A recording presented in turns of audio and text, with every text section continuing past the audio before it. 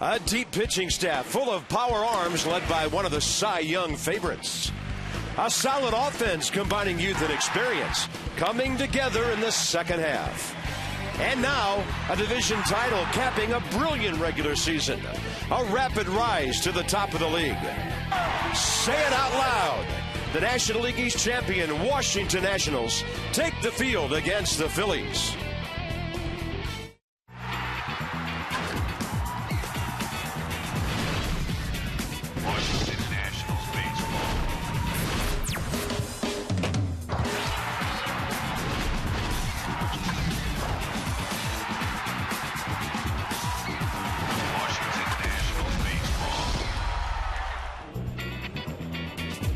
So here we are on the night after. Scan your ticket. Come on into Nationals Park. Programs. Get your programs. I've always wanted to say that. And how about a playoff ball cap to go with it? The Curly W had a lot of celebrating here in 2012. Bob Carpenter with a man who just got in from last night, FP Santangelo. I know you had a blast. It was one of those nights where if you're a fan, this is the sort of thing you remember forever. Yeah, absolutely. You remember where you were, and if you were lucky enough to be at the ballpark last night, just a great scene. When you talk about how the whole thing went down, yeah, it wasn't a traditional celebration in the sense that you didn't get the dog pile on the mound, but I think it was original. You talk about Charlie Slows on the radio side, giving the Pirates score, tell them they won. You could hear it kind of trickle throughout the ballpark, and then all of a sudden they put it on the scoreboard. You see 2-1 Pirates, and the celebration ensued in the dugout. And after that, I don't remember a whole lot. Well, that's because you were in the middle of that madhouse in the clubhouse. It was very nice. Bullpen got together. The guys were in there for a while. Then Gio led the charge out onto the field. And I'd say the Nationals spent a good 25 to 30 minutes on the field with their fans. The victory lap high fives all over the place. So there is some business to take care of. St. Louis has a magic number of 1. They will play the Braves, it appears, on Friday. Best record gets the wild card. Second record gets the Giants. But Cincinnati's playing some meaningful games at St. Louis, so we'll see if the Nats can keep up with the Reds with a different kind of lineup tonight.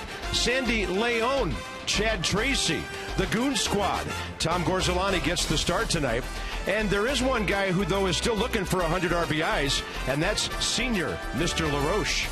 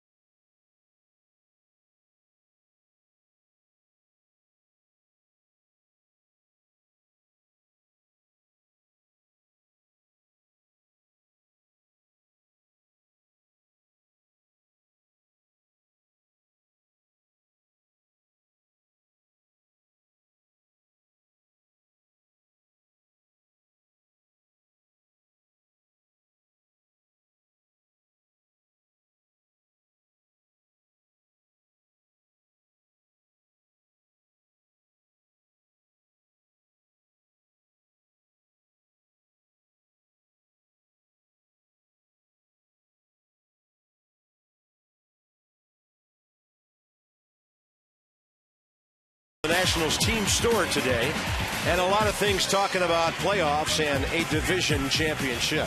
So here on the night after, it's a misty evening at the ballpark. Raining throughout the day, but nothing really heavy. Hopefully okay to get a ball game in. Visit Train.com for an independent Train comfort specialist dealer near you. It's hard to stop a Train. Phillies are 7th in the league in batting average, 8th in runs and in home runs. Kevin Franzen hitting .333, had a couple of more hits last night, lined out.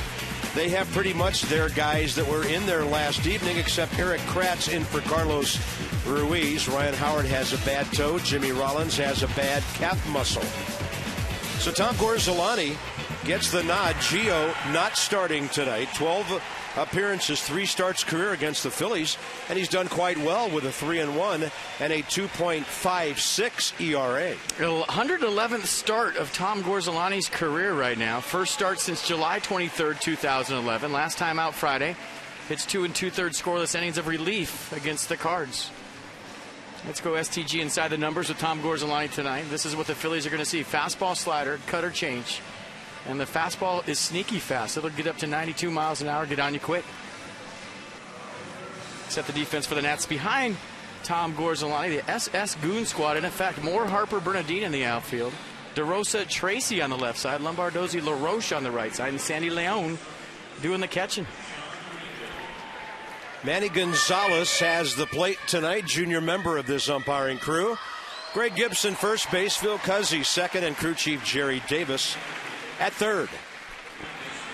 So a couple of Nats are chasing some things tonight in the lineup. HARPER, maybe home run number 23 or 24, and Adam LaRoche sitting on 99 RBIs. Tom Gorzelany against Kevin Franzen to start things off. For Gorzelany, his 111th career start, so these are not uncharted waters for him. We're underway at 7:07. Kevin Franzen 1 for 8 career against the lefty. That was 90 with some dip to it. 1 ball, 1 strike.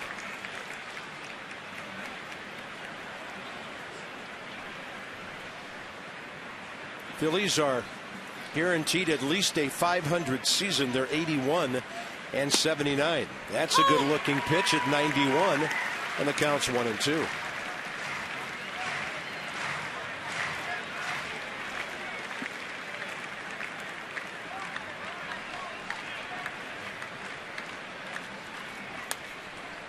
And by the way, you clean up well.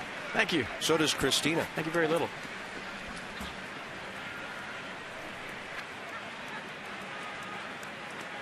Well, the old grinder, Charlie Manuel. His team won 2-0 last night. Didn't dampen the celebration here. It was a different way to clinch. And a breaking ball for the strikeout. Gorzelany's evening off to a good start. Tom had some struggles in April, but out of the bullpen for the last almost 5 months, he's been pretty good. Well, he's representing tonight. He's trying to do the bullpen proud. So far, so good. Good slider.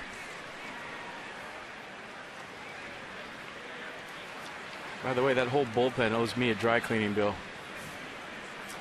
Well, I believe there's a sign outside the clubhouse that says, "Celebration in progress, enter at your own risk." Oh, I wouldn't change a thing. That was incredible. What a great night.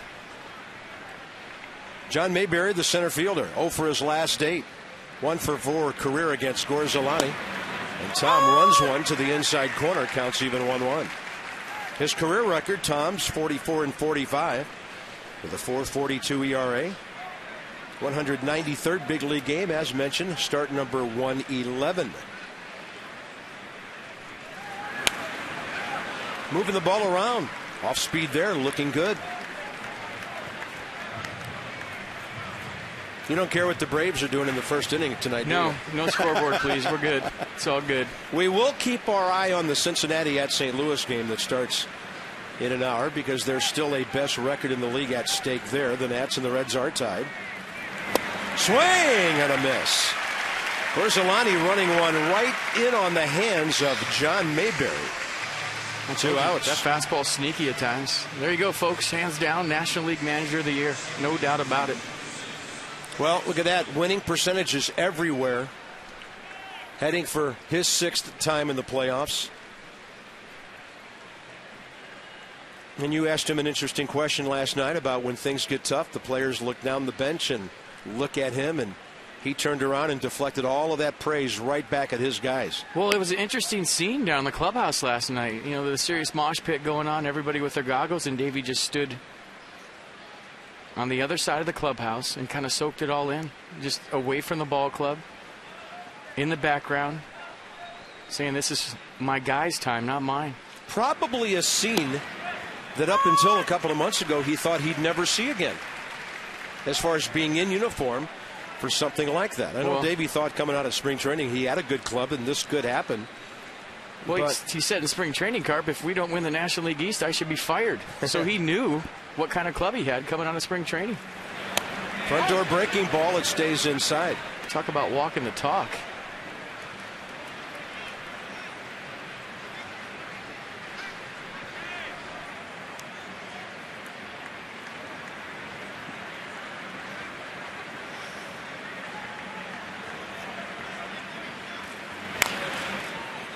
Now Gorzelany on the hands of the left-hander, Chase Utley.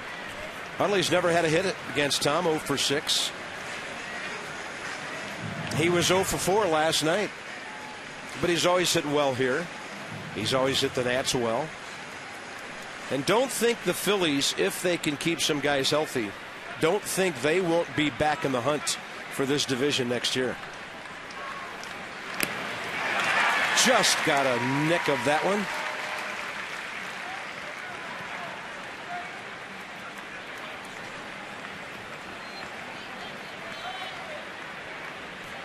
Tom Gorzelany, and I'm sure somebody put it on his locker, had a sign hanging today that said game number 161 is mine. Tom Gorzelany. One of those jokers down the bullpen, I guarantee it. Oh, yeah. So he didn't have to wait the whole season to get a start, but almost. He's been a valuable part of that bullpen all season long. Started 15 games for the Nats last year. 3 balls and 2 strikes.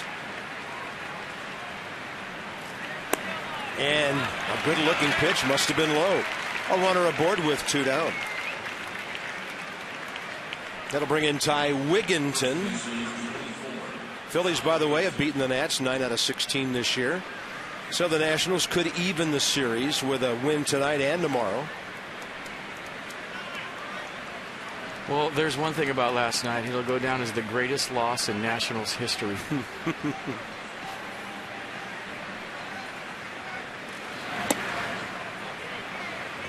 And for those of you who might have been at the ballpark and you're with us tonight, we made the point late in the game, don't let anybody tell you because they lost the game that the Nationals backed into a championship. You don't back into anything when you've won 96 games. Fastball rides high, 2-0. Well, I think the way it happened was original and cool when it all played out. We talked about it in the open. It's kind of like New Year's Eve when people are in different countdowns to midnight, but then all of a sudden it's midnight for everybody. Because when Charlie Slows was announcing it, everybody had their headsets on in the ballpark. They knew before it was up on the scoreboard, and then when it flashed on the scoreboard, the place went nuts. That ball scorched out to left center. Long run to the right for Bryce Harper. Utley easily to third. And the Phillies are making some 2-out noise here.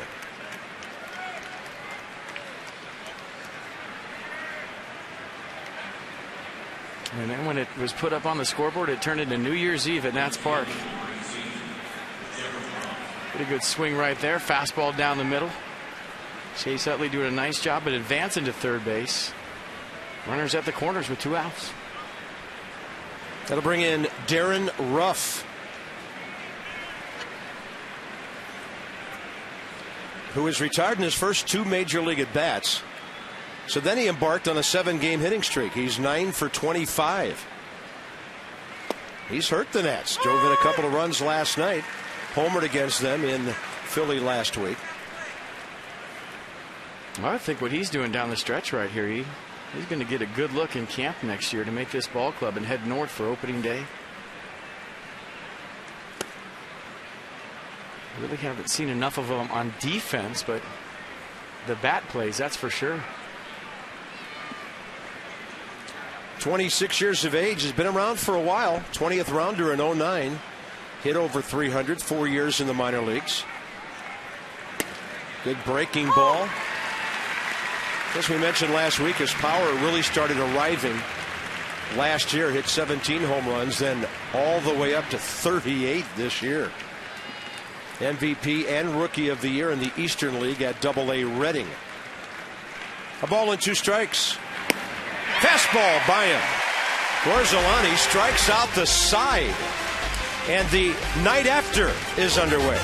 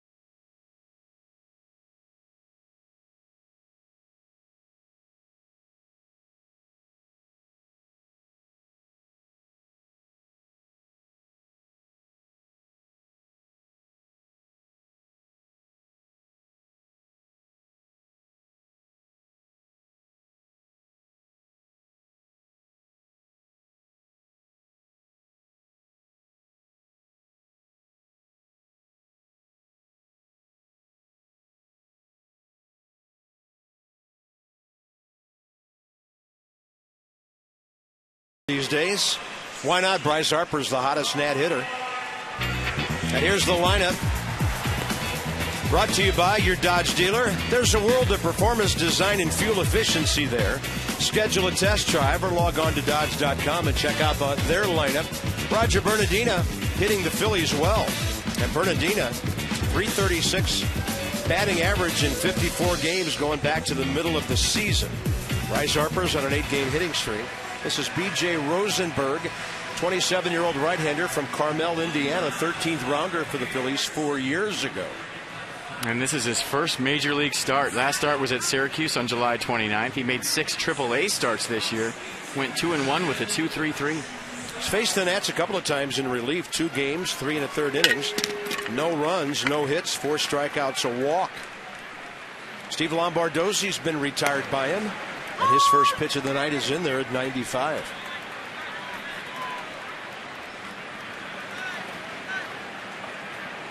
Steve Lombardozzi appearing in his 125th game of the year.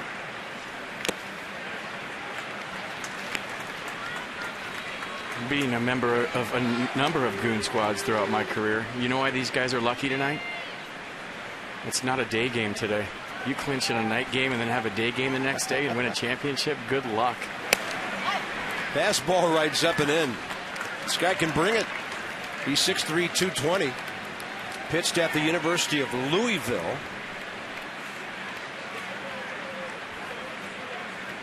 And a 1-2. Lombardozzi able to fight it off.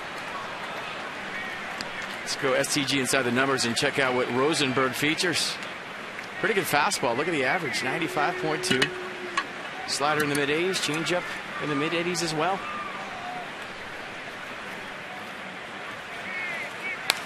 Lombardozzi pulls it. Ty Wigginton to his left, and he beats Steve to the bag. Except the Phil's defense tonight behind B.J. Rosenberg. Ruff, Mayberry, Brown in the outfield. Martinez, Franzen on the left side. Utley, Wigginton on the right side. And Eric Kratz doing the catching. Here's Bryce Harper. Phillies are 7th in the league in team defense. The Nats are 4th. Bryce Harper has scored 97 runs, 5th most in the league. He's 14 for 30 during his 8-game hitting streak.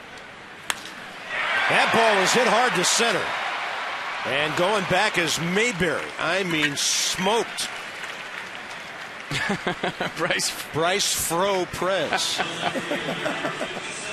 Goodness, I love it. Look at this swing right here.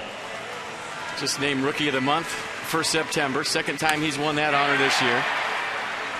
And you would think that clinches Rookie of the Year, but you never know how the vote goes. It's got my vote.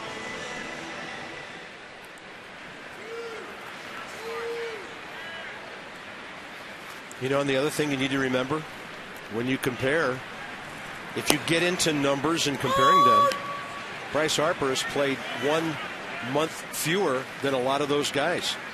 Didn't make it to the big leagues until the end of April. Tyler Moore hitting .264. He's in the 3-hole tonight. That's a breaking ball that had him locked up. He hasn't faced Brian James Rosenberg before. Foggy night. It is. This gets any soupier, we're going to have a hard time seeing the outfielders from up here.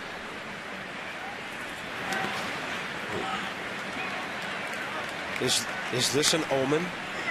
Could this be an omen that the Nationals are going to San Francisco? That's a great call by you. Wow. There's a light standard back there somewhere.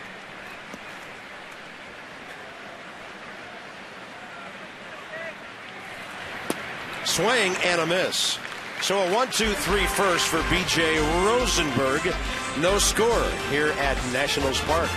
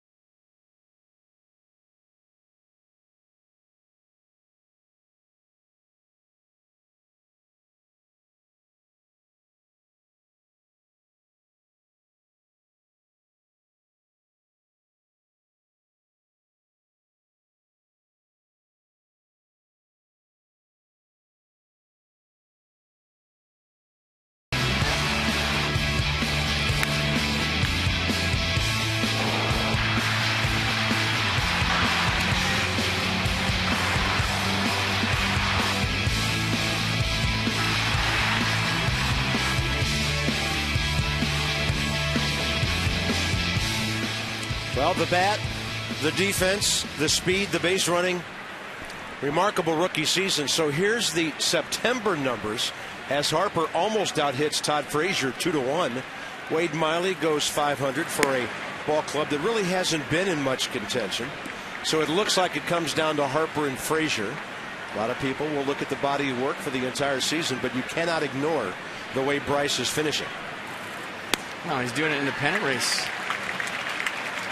In the month of September when the games are the biggest. And maybe the coolest guy on the field in some of the biggest games. Willeen Rosario hit his 28th home run last night for the Colorado Rockies, but they're not in a pennant race. And I think that factors in huge. So find out why employees choose STG Inc. at stginc.com as we went inside the numbers again. Dominic Brown, the hitter. 1 ball and 2 strikes. And he hooks one hard and just foul down the right field line.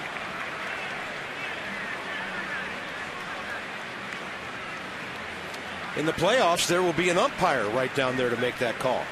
6-man crews.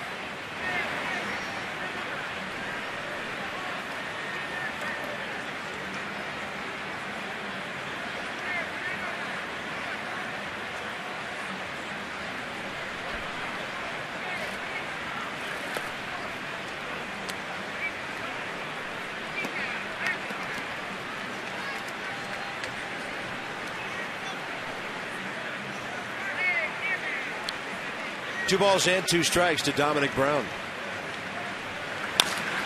Chopper by the mound, but here comes Mark DeRosa. Like he's been playing there all year long. Tell you one thing about Mark DeRosa, when he's on the bench in the dugout, he's playing every out in his mind. If he so chooses, he could be a great coach or manager someday. Now, he's one of those guys that can do whatever he wants when he's done playing. He could manage a big league ball club and be very good at that. And I know he's very highly thought of already in the world of broadcasting. Yeah, he'd come up here and take both of our jobs if he wants. He's that good. Both of us? Yep. Oh, man. Now I'm really worried. One-man crew. Mark told me that, and he's already done some work for the MLB Network in the past. He said some of the TV people told him, you got to lose that New Jersey thing in your voice. And I told Mark, I said, you got a great voice. Don't listen to anybody tell you how to talk. Be yourself.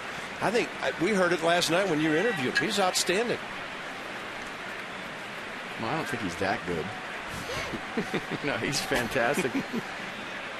It's not easy just to jump out at shortstop either. With no BP, no infield. Didn't take any ground balls today. He's a great athlete.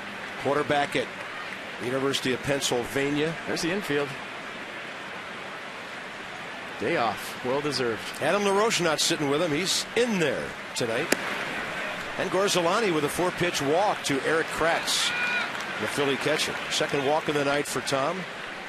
He'll face Michael Martinez, the other shortstop.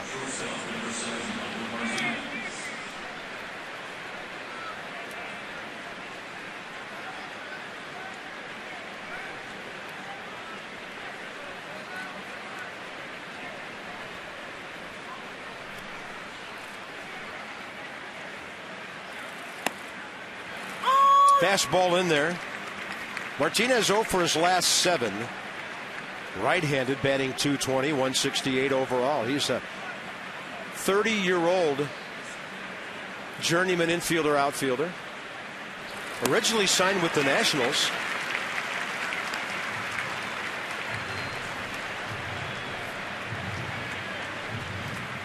Six years in the minor leagues.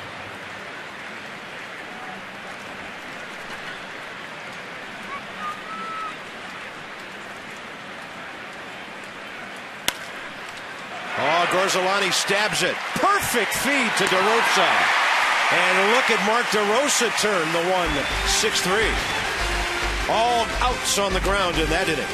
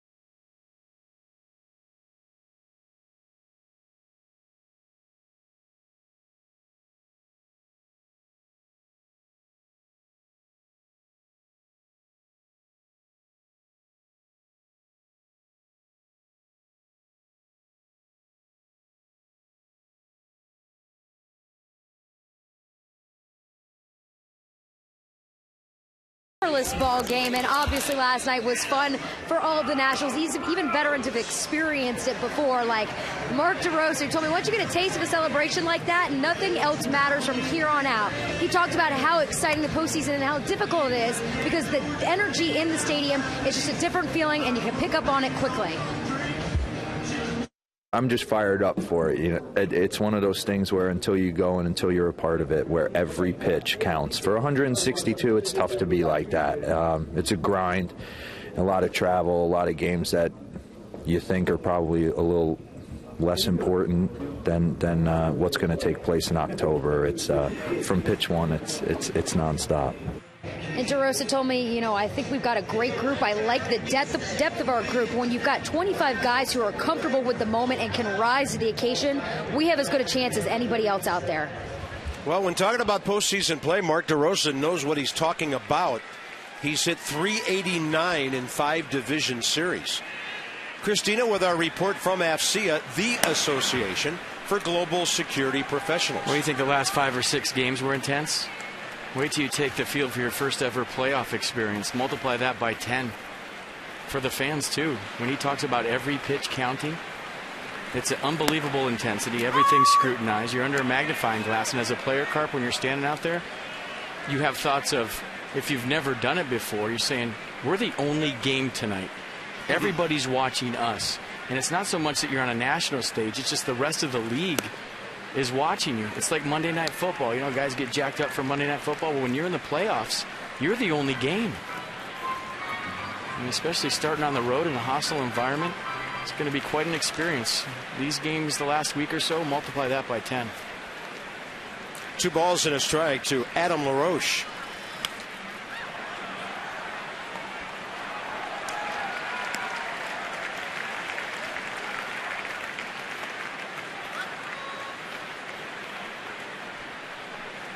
Well, he has certainly made a strong case for playing first base around here for a while. A lot of baseball yet to be played this year. Adam just showing us what he's capable of when he's healthy, and last year he wasn't. Shut down in May because of the shoulder. 3 balls and 2 strikes. He's walked 66 times. He has 67 extra base hits. He's a tough out. Well, do you know how satisfying that is as a player when you set a whole season? You're the new guy on the block. Nobody in town knows who you are. They see your numbers throughout your career. They know you're a consistent player, but you get hurt, you miss the whole season, then you come back and have an MVP type year. You're in the discussion. You win the National League East. How great is that?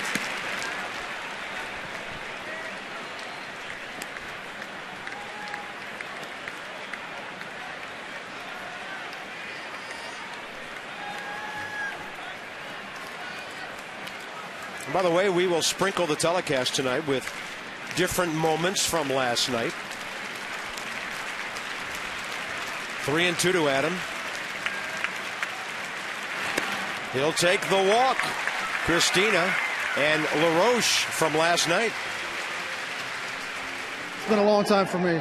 This has been quite a few years since I was able to come out here and celebrate and actually play in October. So obviously it would have been nice to do it on a win, but the fact that we got it done, you know, with the last 6 months of hard work, all those wins finally paid off here the last 3 days. So a lot of guys never got to do this. You know, I think of them, guys that have been here forever, that haven't got to experience this, and now they're seeing it, so this is step one. You know, now we keep going. Well, there's another guy with the Braves in 04 and 05. Adam LaRoche hit .320, including hitting .500 against Houston in 05. In a very memorable series. So guys who've been there, done that, and then you never know when it's going to roll around again. I mean, that's 7 years ago for Adam. So here's Chad Tracy playing third base tonight. He's had a .270 season and just 3 points under that as a pinch hitter.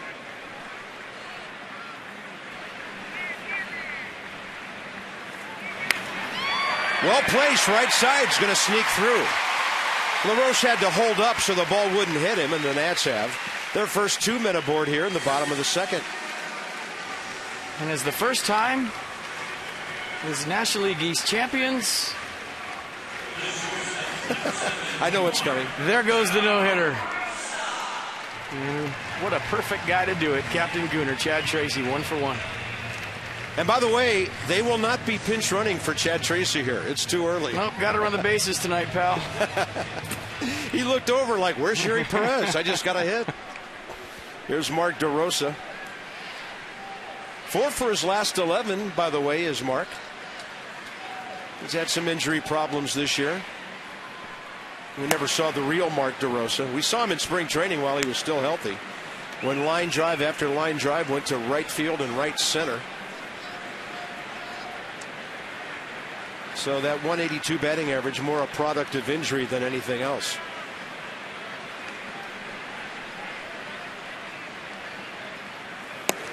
You watch that Christina interview with Adam LaRoche, and you look in the background of that, and you see guys embracing. Yeah, I've been on teams, Carp, where the hugs are fake. Last night, when you watch these guys celebrate, we know how close they are, but you could just tell. I mean, this is a family. When these guys were celebrating last night, it was like watching, 30, 35 guys that are related brothers. And a swing and a miss for the first out. It was real.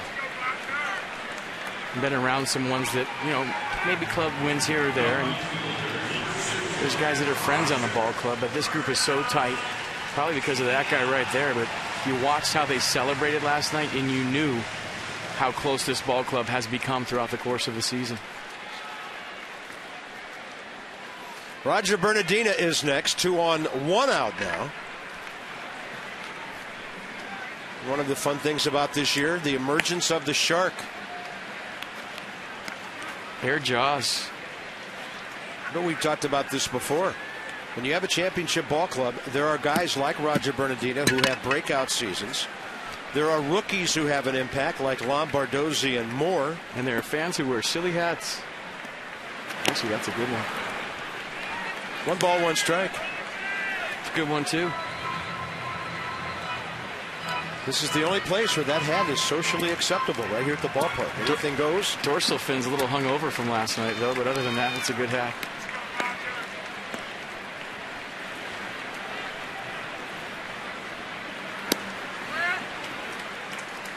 Two and 1.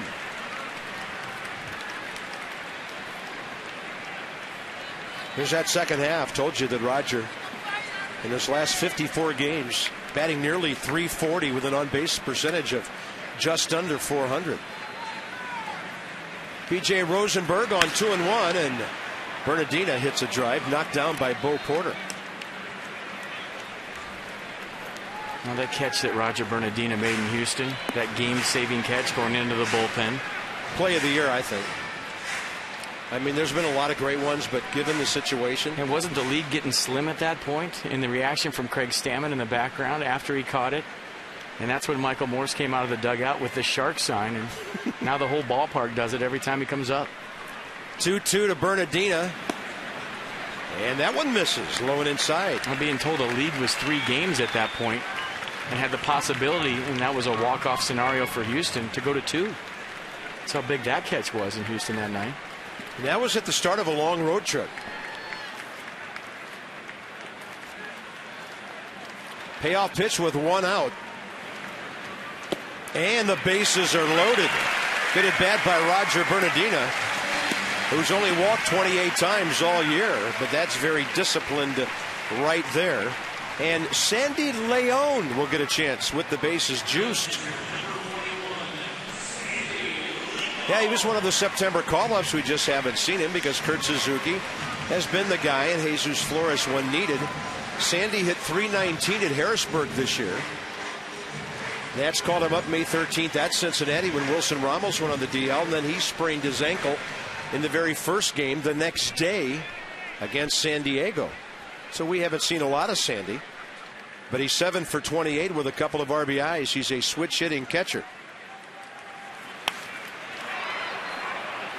Just 23 years old, out of Venezuela. He was a non-drafted free agent. The Nats signed 5 years ago at the age of 17. .246 hitter in 5 minor league years.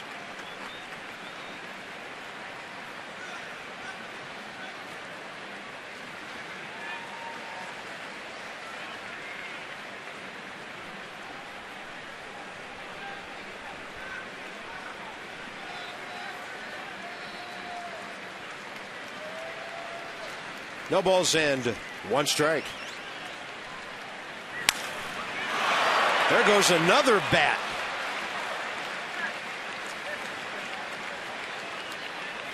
You've been waiting weeks to get in there. First 2 swings, there go 2 bats. Breaks another one. There's going to be some protesters outside the ballpark. 2 swings, 2 broken bats. And that one went flying. Look at that. Pieces all over the infield being picked up.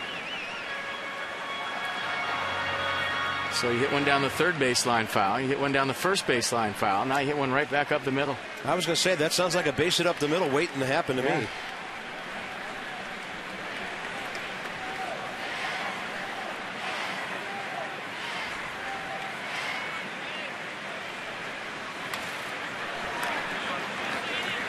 That was a pretty good rip. Adam LaRoche led off the inning with a walk. Then Chad Tracy snuck that base hit through the right side after DEROSA struck out. BERNADINA with a walk.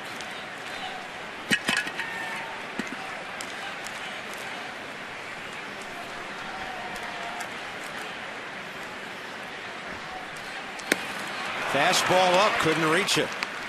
PJ Rosenberg has that mid-90s thing going whenever he needs a swinging strike 3.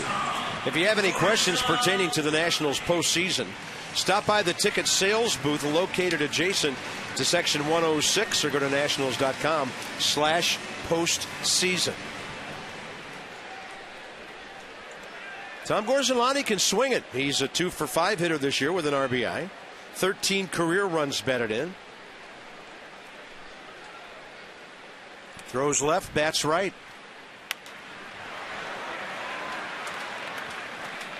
Good athlete. You saw it on the comebacker in the feed for the 1-6-3 double play. He's always handled the bat well. And this season, a 400 hitter.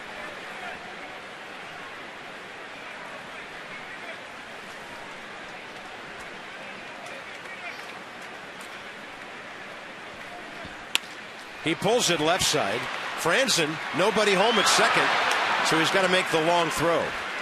Chase Utley was playing way over to the other side, and the Nats strand their first 3 runners.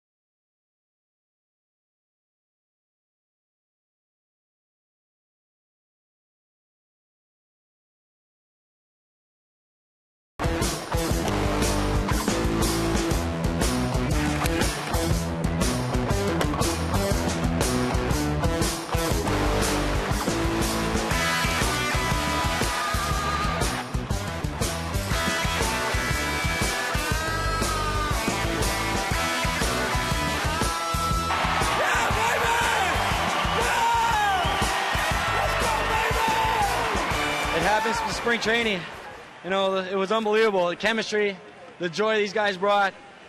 We just band together as a group of brothers, and it's been showing all year.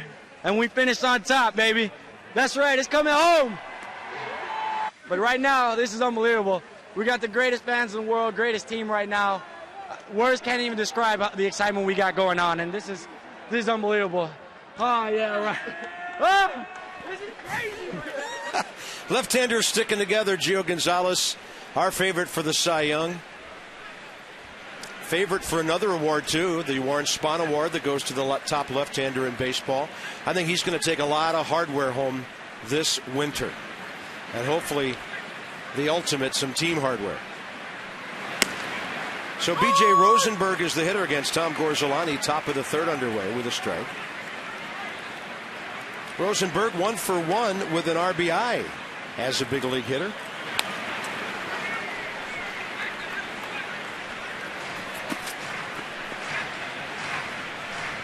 Christina with more on Gio. Well, Gio not starting tonight, but will be ready to go whether the Nationals start the postseason either on Saturday or Sunday. It'll be Gio for Game 1 and then Jordan Zimmerman for Game 2 of the first series of the playoffs. And Gio just talked today how it's kind of a learning curve for him. This is new to learn the process of pitching in the postseason, but he has all the faith in Steve McCatty and Davey Johnson, how they're going to approach it, how they're going to get him ready. He told Cat, you know, I need a couple days of rest, but I still want to throw. I still want to stay loose. So learning process for Gio, but he will be ready to go. Another strikeout for Tom Gorzelany, who's making like Gio with 4 strikeouts already. Discover Kia's full lineup of high-quality, stylish, and dependable vehicles. To learn more, visit Kia.com. So Gio, R.A. Dickey, Johnny Cueto. You cannot ignore the 21 wins. Say all 3 of those guys deserving of great recognition. Only one can win that award, and we kind of like our guy. R.A. Dickey on the mound for the Mets tonight, looking for number 21.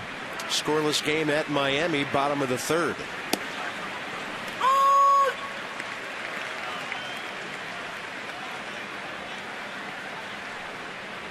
I still go to pitching in pennant race baseball is a whole different animal than pitching down the stretch on a team that's out of it. And that one falling down the left field line. Kevin Franzen's done it again. 3rd hit in this series. He's 3 for 6. He hasn't stopped hitting since the Nats first saw him at third base for the Phillies a couple of series ago. I'll say this about Kevin Franzen. If he doesn't have a job with the Phillies next year, he'll have a job with someone. He's had a whale of a September since he's been called up from AAA. A AAA All-Star this year. Had some good major league seasons with the Giants and the Angels. Was hitting .333 coming into that at-bat for the Phillies this year. He's done it all. Highlight reel plays at third base to go with it. He had .302 at Lehigh Valley, called up when Placido Polanco's bad back put him on the DL. Kevin Franzen, 30 years of age. And DEROSA has that one go through. Runner rounds third. I wonder if Mark had designs on throwing to third, because with the ball right there, the runner was going. He would have had a play, but not an easy thing to do. Well, that ball was smoked off the bat of John Mayberry Jr. Watch this. I mean, absolute bullet. Gets the in-between hop. I think maybe the speed of that ball fooled Mark DeRosa a little bit. Coupled with the in-between hop, it was hit hard. 1st and 3rd, 1 out. Nationals all year, steady defensively. Way better than average ball club. Top 4 in the league statistically most of the season. And in terms of athleticism and range, who's better? Here's Chase Utley, who walked his first time. Big breaking ball. And everything's been crisp from Tom Gorzelany tonight. Fastball slider combo has been good.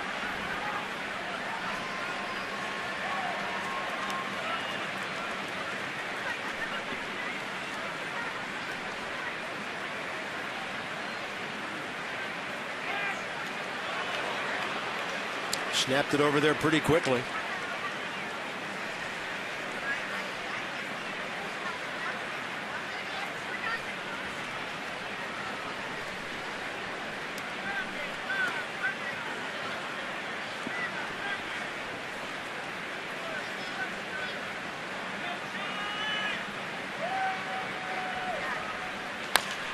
And a bouncer to LaRoche. Didn't think he could get 2, so he comes home. And then Franzen staying in the hot box long enough to get the other runners up to second and third.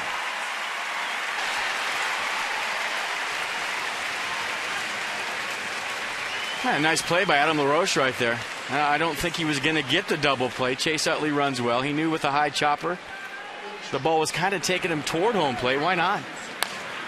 That's a tough throw across your body to first. And you look at Chase Utley. Where was he running? He almost got hit by the ball from Adam LaRoche. Kevin Franzen does a nice job of staying in the rundown to get second and third. But Chase Utley was like 3 steps onto the infield grass on the inside of the first baseline. 3-2-5-2-6. So the runners at second and third, 2 outs for Ty Wigginton. And he singled his first time. How'd you score that again?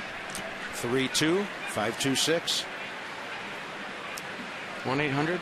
That would be a nice average attendance, by the way, yeah, for next year. That's a good breaking ball in there from Tom Gorzelany. Counts even 1-1.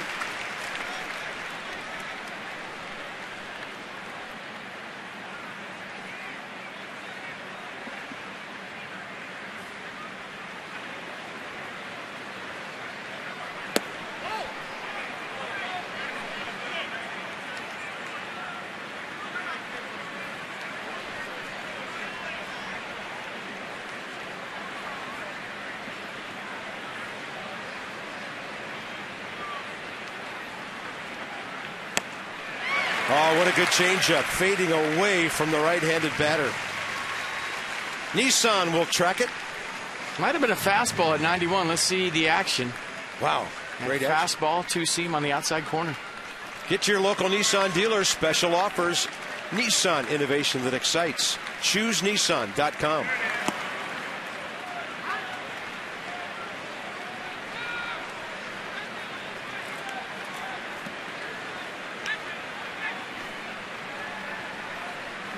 So Ty Wigginton with a full count.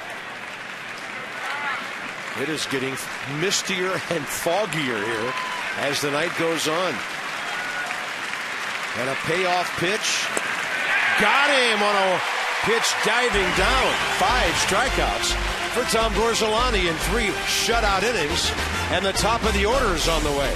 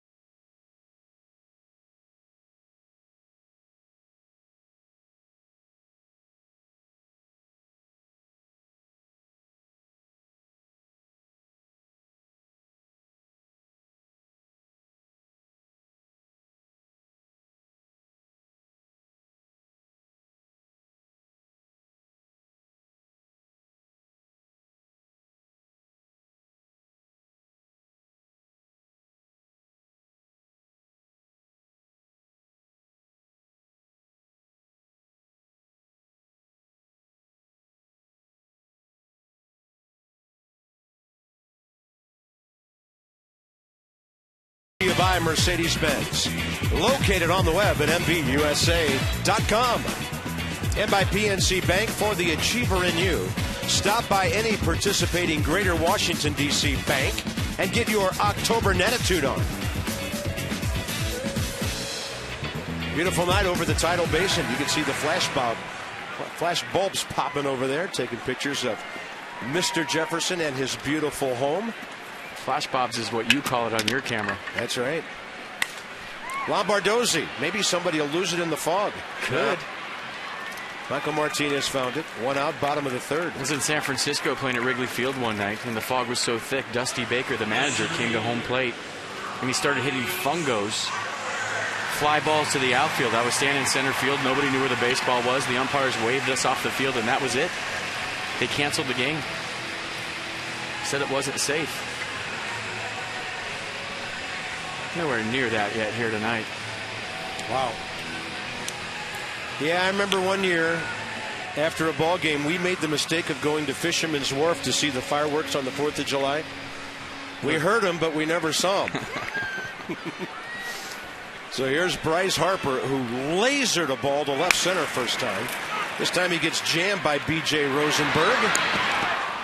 Bryce makes everything close at first. 2 outs. And the fans appreciate that effort. The Nats have 1 hit. Chad Tracy's single last inning. And that'll bring in Tyler Moore.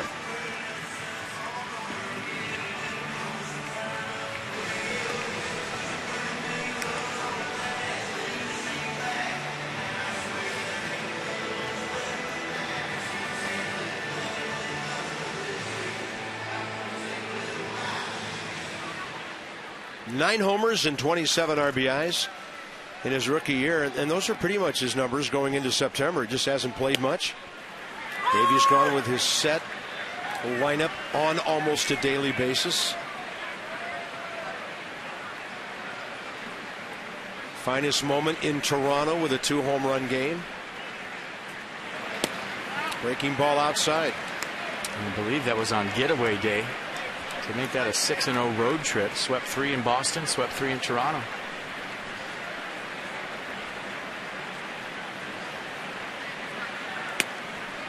Last time he homered was against R.A. Dickey in New York.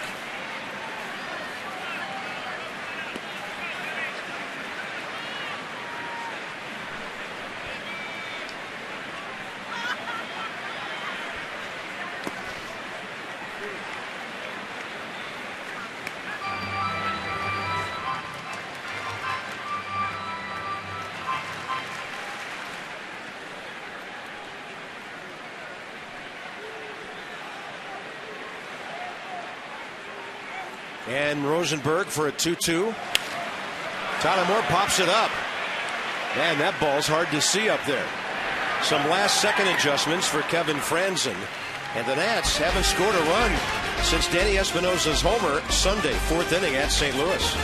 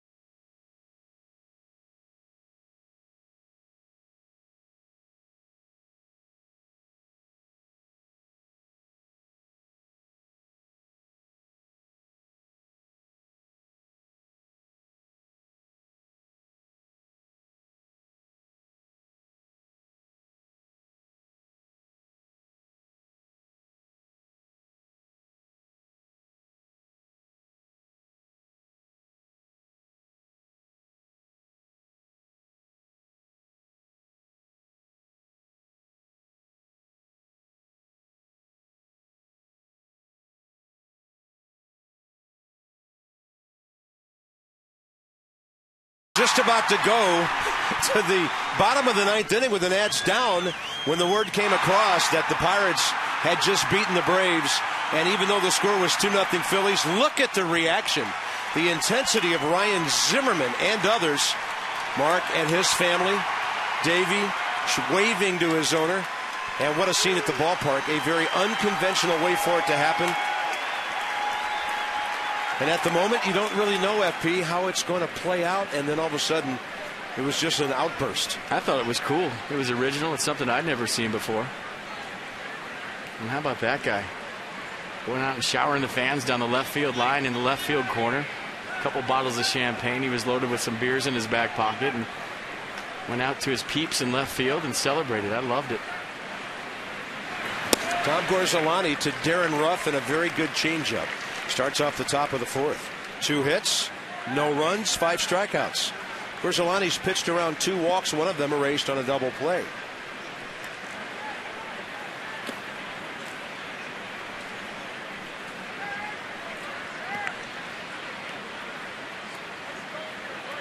It's funny when you think about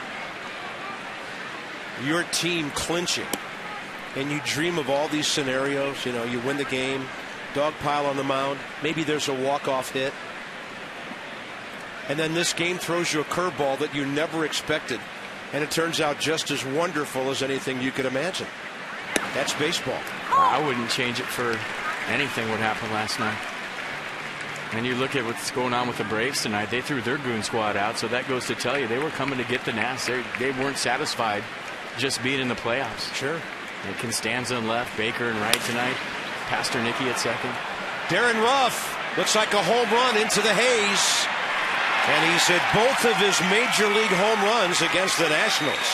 Phillies lead 1-0.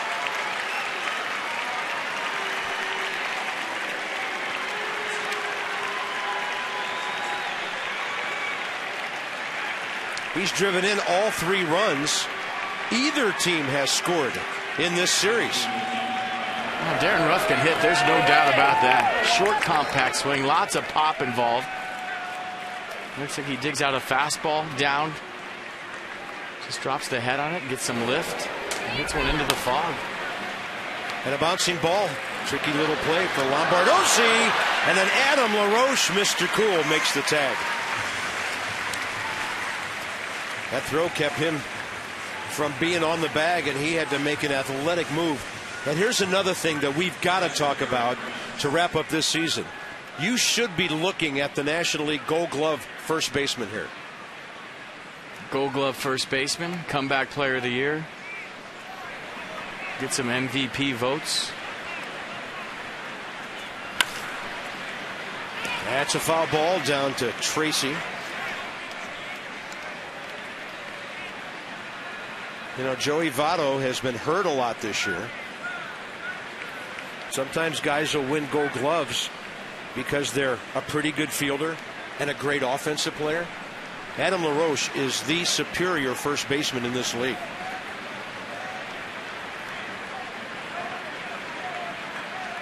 Well, the offensive numbers aren't going to hurt either if that's the case. You got that right.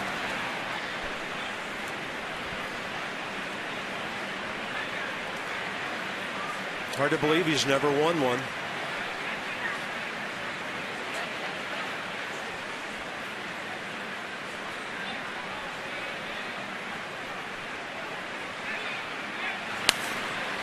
Talk to some infielders in Atlanta, Pittsburgh, and Arizona and see what they tell you. So Tom Gorzelany goes a ball and 2 strikes on Eric Kratz, who he walked with 1 out in the second and then erased on a double play ball by Michael Martinez. Counts even 2-2.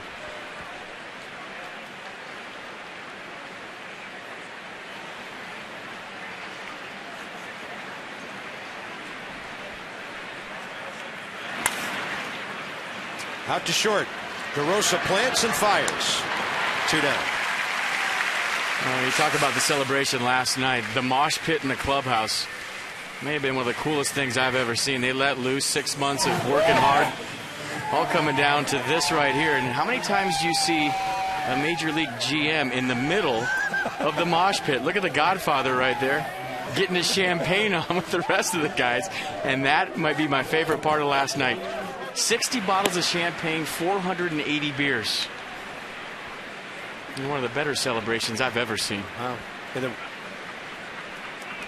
wasn't even New Year's Eve. That's great. And the ball slapped off to the right side. That was a funny shot of Mike Rizzo. Everybody jumping around.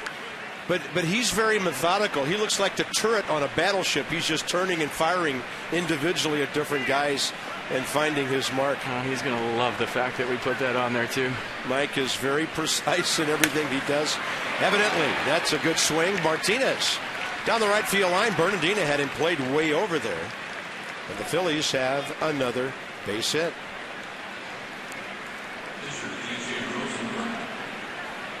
Yeah, you can never show enough of this. Doesn't happen every day. You cherish these moments as a player the rest of your life. You never forget it. And I do have to say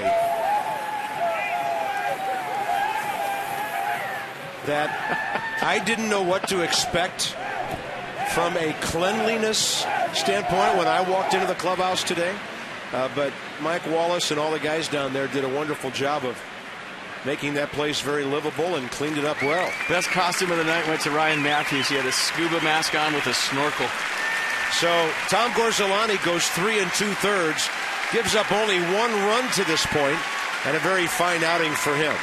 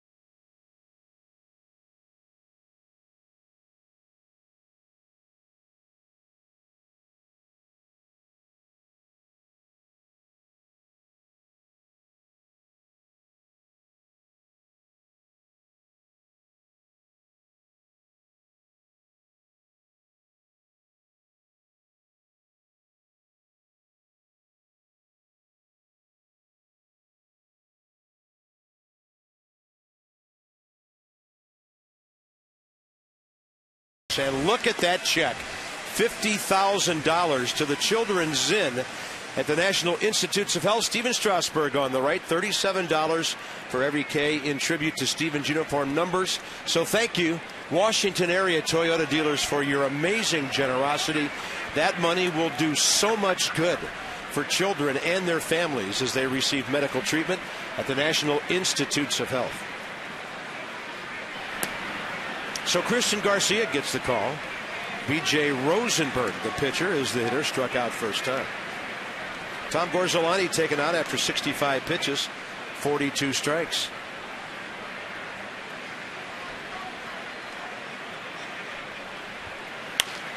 And a high pop-up left side. Chad Tracy not taking his eye off of that one. And that's it for the Phillies. In the top of the fourth, the Darren Ruff home run puts Philly on top.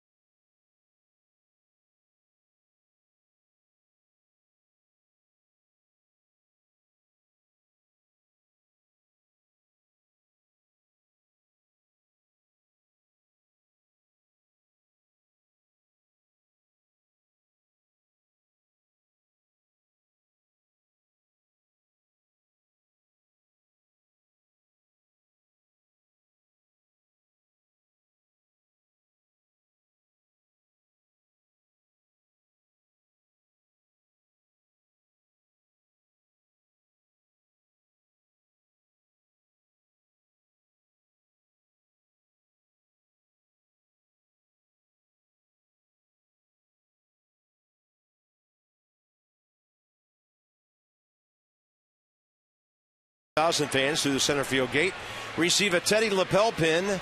Nationals.com/Teddy. Check it out. Some restrictions apply. You know, over the years, Teddy has won a couple of races, but he's been disqualified for certain things. Tonight, he locks out Abe and Tom, but you had to wonder, where's George? And a little later, we would find out. Crowd was going nuts. They thought he was going to win this thing. Look at them. They're cheering. And George out of the stands. I think we got a photo finish. Two very close races. The first two games of this series. What is going to happen tomorrow? I mean, there is no way the father of our country should be allowed to do that to the Rough Rider Teddy Roosevelt.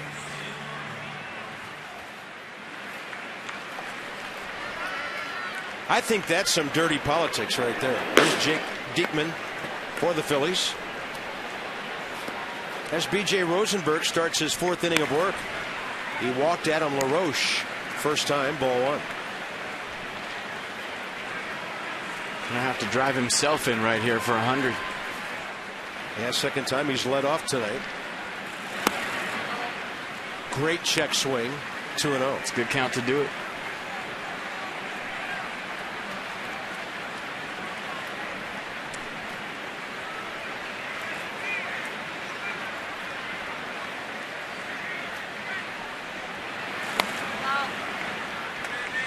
It's a good count to do it. Turn him loose. We'll see.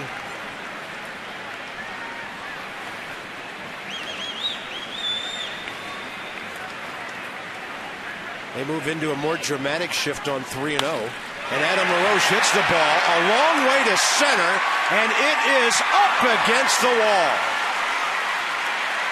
That'll be his 68th extra base hit of the year. And on another night, that one might carry out of here, but not in this heavy air. I thought he got him. 3-0 green light. Hunting his 100th RBI. Lets it rip. Good extension. That's a swing we've seen all season long. It's produced 32 home runs. And this one just misses to straightaway center field for a double. Pretty good slide right there for the double. A little tardy on the slide there, Adam. So here's Tracy. And here's the man who pulled a base hit to the right side first time. Oh, my. The bat goes slamming into the seats on a ground ball to the first baseman. And that bat slammed right up against an empty seat. It went about 15 to 20 rows right up the aisle. Check out the slide into second for Adam LaRoche. One more time. I mean, when you're going this fast, you have to decelerate somehow. Yeah, pretty good slide by LaRoche on the double. Just kind of fell right there at the end. This would be a great time for the Nats to score a run.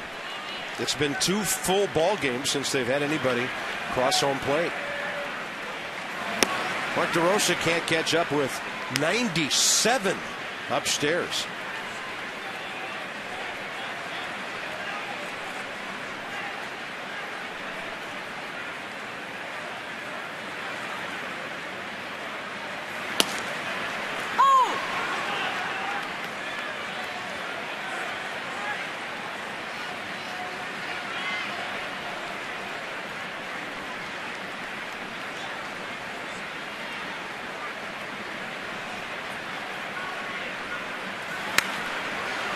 DeRosa finally able to measure one and get it out of play.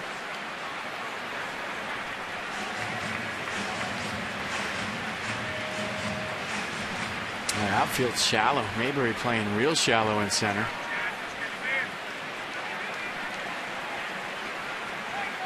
So is Dominic Brown in right. Mark DeRosa 6 RBIs this year. And to short, no chance for LaRoche to go. Handled by Michael Martinez, 2 outs. It'll be up to Roger Bernadina with 2 down. We have an AT&T fact of the game for you. So this is how stable the Phillies rotation has been the last 2 years. Still expecting to see Cliff Lee and Edwin Jackson tomorrow. How many innings or how many pitches for Edwin remains to be seen.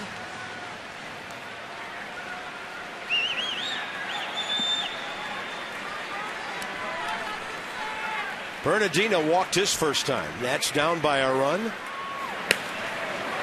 And everybody still thinks they can catch up with 96-97 upstairs from B.J. Rosenberg. Rookie making his first big league start after 21 appearances in the Phillies bullpen. They're going to like what they see.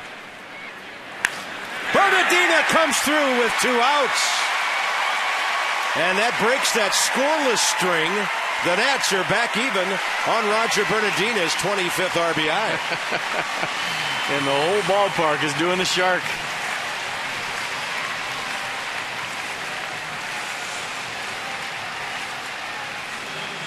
A nice piece of hitting right here. Fastball down and away, just going with it into left field. And this ball was hit hard. That's just not serving the ball to left. Bernadina got all of that low line drive to score Adam LaRoche. Nice job of picking up Mark DeRosa by the Shark. So 2 Nats have been on base twice. Adam LaRoche walked double. Roger Bernadina walked single. And we'll see if they turn him loose here with 2 outs. He's got a good lead. Front foot to the cut of that grass. Ooh, he's going. And the best move Rosenberg has made it close.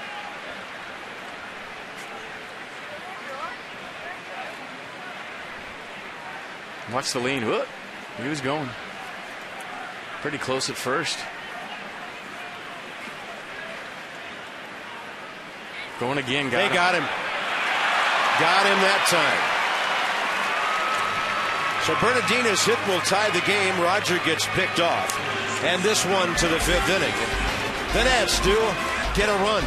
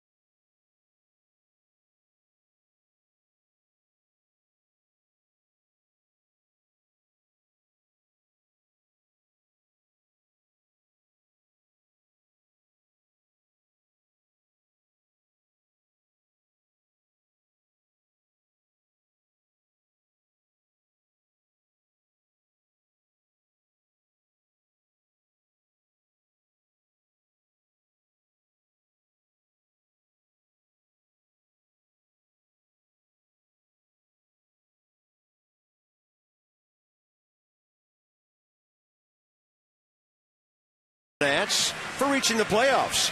It's a big deal. PNC honoring this achievement, giving you a limited edition Washington Nationals playoff baseball cap for 2012. Stop by any participating Greater Washington PNC. Talk to them about reaching your own goals, and the hat's yours. Get your October Natitude on.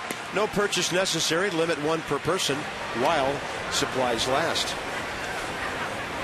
You wear that into a bank, you could get cuffed. Top of the 5th inning. Top of the order, Franzen, Mayberry, and Utley. After last night, I do not need to see that. Getting a little queasy. I'm just glad this game isn't in 3D. I'd have been out of my seat.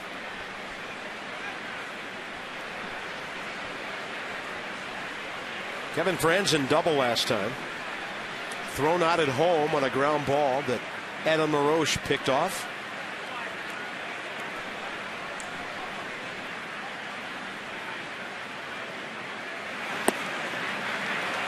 Nice hard sinking fastball from Christian Garcia. Fouled out B.J. Rosenberg to end the 4th.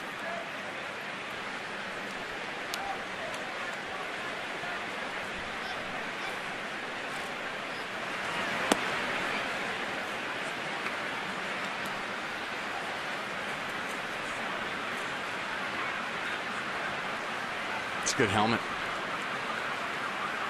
Shades of Craig Biggio, huh? Yeah. Another teammate of mine, Marvin Bernard, had a helmet like that where he had pine tar all over the top. And one day between at-bats, we took sunflower seeds and stuck them in the pine tar. So when he pulled his helmet out of the bat rack, he looked like a porcupine. And a 1-2. He wasn't too happy. Now that was pretty good jammage by Garcia. Bryce Harper, you see outfielders tonight paying more attention than usual under the lights to grab these fly balls. Very unusual evening. The Capitol Dome disappeared on us innings ago. And there are reportedly fans sitting up near the last few rows of the upper deck.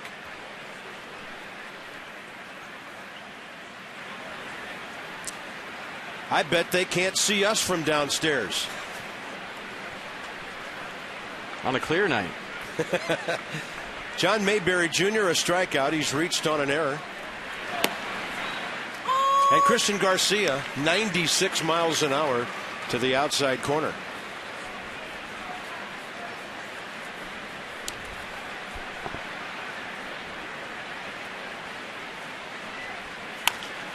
That's just a good challenge fastball right there. Chad Tracy on the move. And a couple of quick outs here in the top of the fifth. 3 in a row for Garcia. Be sure to pick up your postseason t-shirts and ball cap from the Nationals Clubhouse Team Store located near the center field gates here at Nationals Park. And also select locations throughout the yard. For more info, call 202-640-7777. Final game of the year here at home, the regular season, that is. 1 o'clock tomorrow, Edwin Jackson and Cliff Lee.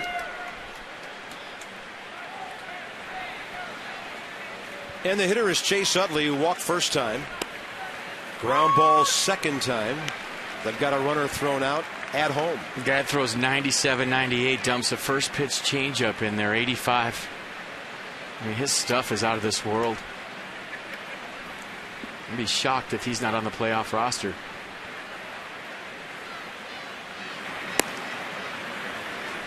And there's that 96 with heavy sink.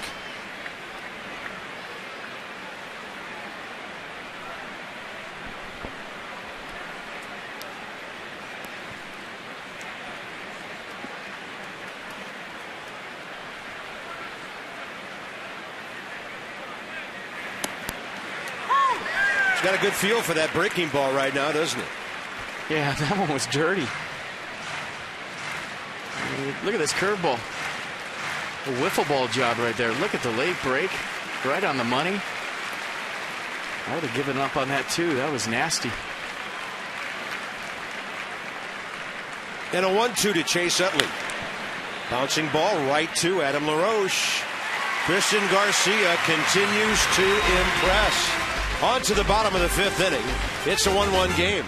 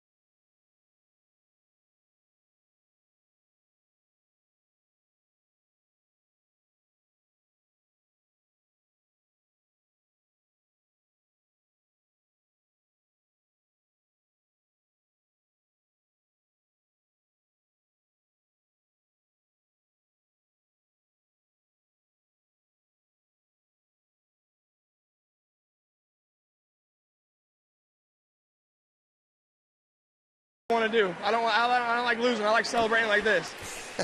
You know what makes me really sad, FP? Nearly 1/20th of his major league career is now over. A 1-1 game. All tied up here at Nats Park. Hey, that is a good look for Christina, by the way, just for the record. Hollywood Casino at Charlestown Races. Slots, tables, and dining. The ultimate triple play at Hollywood Casino at Charlestown Races. There's the NL rookie ranks. Bryce Harper runs first, 97. 100 would be nice. But still, you talk about the energy. We can look at stats all we want. What that guy's meant to this ball club since he got called up on April 28th. The energy he's infused to this team. The outfield assist, I think, is the one thing I really didn't know about his game. You hear about the bat all the time. You know about the power. You knew he was fast. But the accuracy of his arm and the arm strength, maybe the thing I've been most impressed with, coupled with his fearless base running.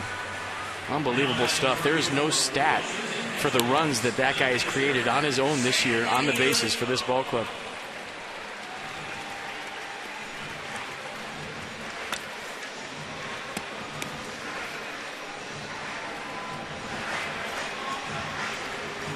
Left-hander Jake Diekman here in the bottom of the 5th inning. Rather high ERA, 31 games, but he's a strikeout guy. And the Nats saw him in Philadelphia last weekend. Last week during the week, actually. Yeah, funky three-quarter delivery. Short arm guy. Fastball slider combo. Fastball in the mid to upper 90s. He's got a live arm. 25 years of age. He's the other half of this Philadelphia-Nebraska connection with Darren Ruff. Sandy Leon from the right side of the plate this year. Not many at bats, but he's 3 for 7 with both of his RBIs. And now he's 4 for 8. What a nice little stroke that is, going the other way. Solid contact, and he's aboard for Danny Espinoza, who's going to pinch hit here.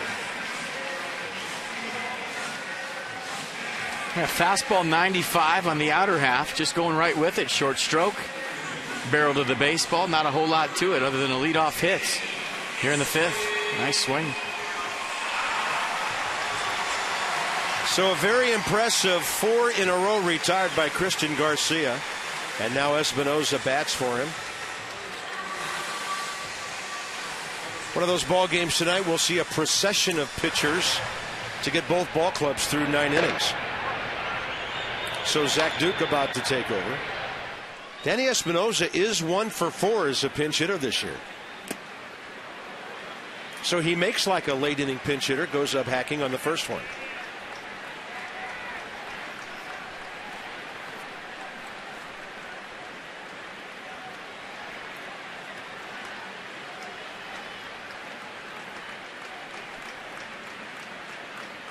Target is inner half. And a big swing. Well, no balls, 2 strikes. They are underway in St. Louis. The Reds did not score in the top of the 1st. Matt Latos going for them tonight against Chris Carpenter. Yeah, Cardinals can clinch a playoff berth with a win. 2 up on the Dodgers with 2 to go. Dodgers who've won 6 straight. But too little too late for LA. Playing the Giants again tonight. Zito and Capuano in that game. 1-2 pitch. Danny Espinoza down on strikes for the first out. How about Baltimore being up 1-0 in the 6th and the Yankees down 2-1 to the Red Sox in the 5th? Yeah, the Yankees are 1 up on the O's. Tampa Bay, who's won 3 in a row, trying to hurt the Orioles again tonight.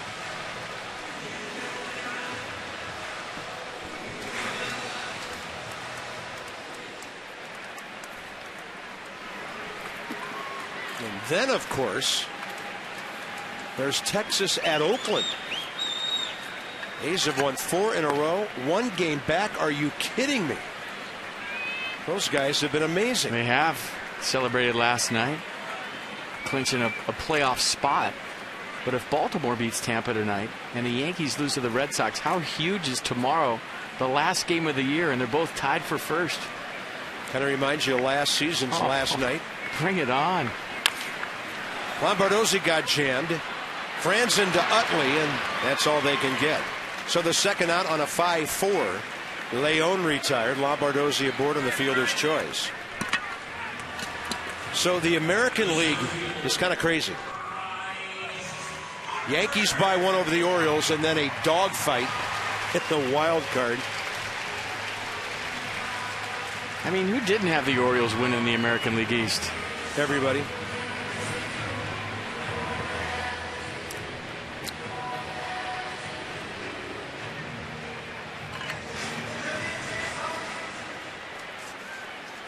And the Angels a little bit like the Dodgers.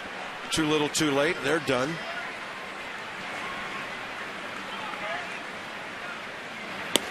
I think it's cool if the Cardinals go to the playoffs and Albert Pujols isn't. You sound like you live in St. Louis, Missouri. Nah, there's a lot of people that feel that way. I just you go somewhere and you think, hey, sign everybody, going to the playoffs, big contract. Cardinals have scrapped and clawed all year long, and he's not there. I think that's awesome. Yeah, and we were fairly impressed with that guy they've got over at first base, Alan Craig. It's a good ball club. They're playing good right now. Well, the Nats could see them Sunday. The Nats could see the Braves Sunday. They could see the Giants Saturday. Bryce Harper 0 for 2 and 0 and 2 here against Diekman with the runner going and a base hit. Lombardozzi picked up the ball immediately and scoots over to third with 2 outs. You didn't think Bryce Harper was going to go hitless, did you? He might be able to end the season tomorrow on a 10-game hitting streak. Probably wants to keep that average around 270 or above. Hit the ball hard his first time up to left center field. And how about staying in there on a nasty lefty to smoke this ball into right field? Lombardozzi going first move. It's an easy first to third with 2 outs. Another hit for Bryce Harper.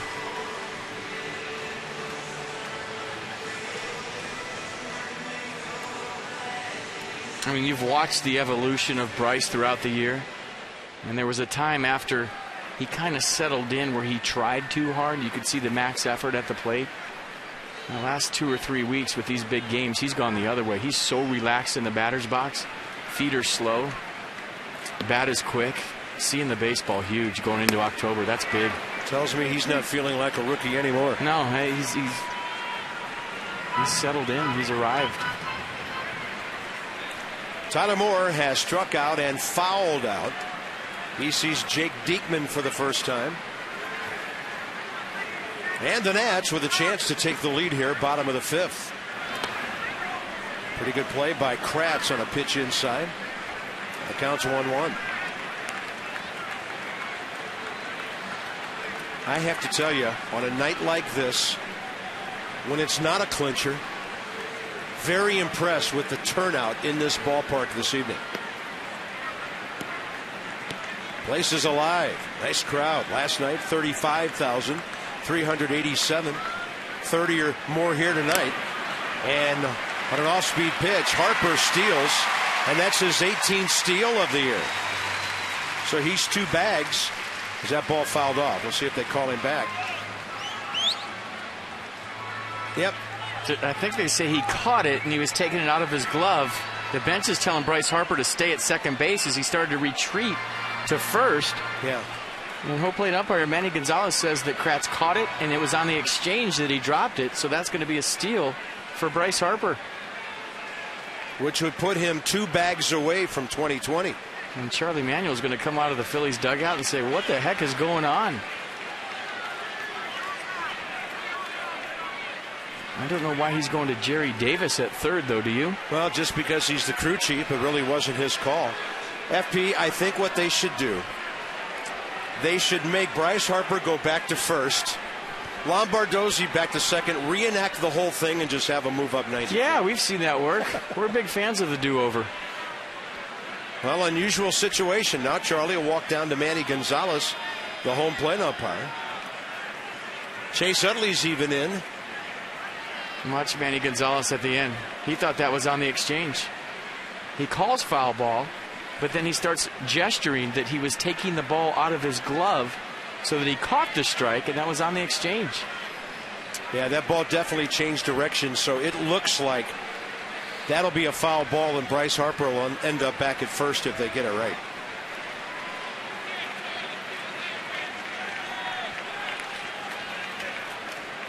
The thing is, at real speed, how do umpires much farther away see exactly what happened? Yeah. Well, this is where if you have instant replaying, you buzz up here. We take a look at the replay. We say you missed it. You send Bryce back. It takes about 2 seconds, and the game goes on. And it looks like Bryce Harper can do nothing wrong down the stretch. He is going to stay at second base, and he'll take it. Wow. You know, and that's an interesting thing because we always say there's no way you can try to catch a foul tip. It either stays in your glove or it doesn't. So interesting, and Bryce gets a steal. Number 18. It's 1-2 to Tyler Moore.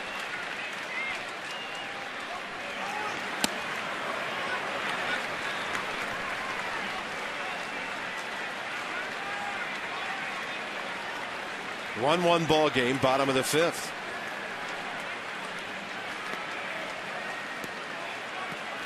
St. Louis has scored, leading the Reds early, 1-0.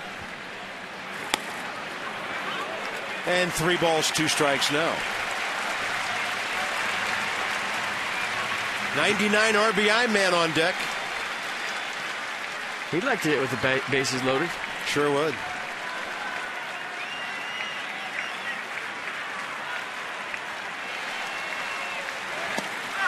And Tyler Moore will strike out, inning over.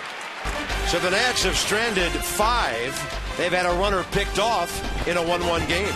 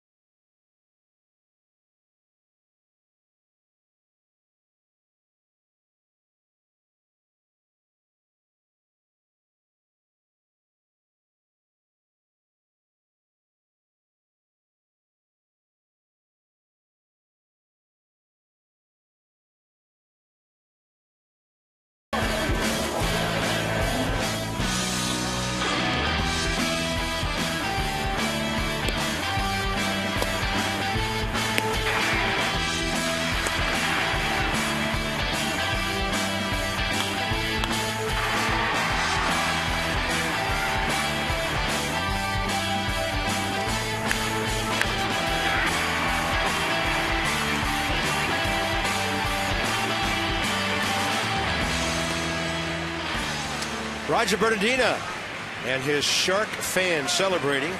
He has the only RBI for the Nats tonight. It's a 1-1 game into the 6th inning. And some changes continue. Yuri Perez takes over for Bryce Harper in center field. We'll see if he's batting 9th on a double switch. That brings Zach Duke into the game. The 8th game for Zach Duke. Done a nice job. You see the ERA at 1.42. 9 strikeouts versus 3 walks. He's given up just 9 hits in 12 2/3. That's a good stat. 4-pitch guy. Fastball, slider, curveball, change. Fastball in the upper 80s. Sixth inning underway with a ball to Ty Wigginton. 1 for 2 with a base hit. Just a little side note. The Marlins are up 3-0 on R.A. Dickey going for his 21st. Wow. It's good news for some guy named Gio.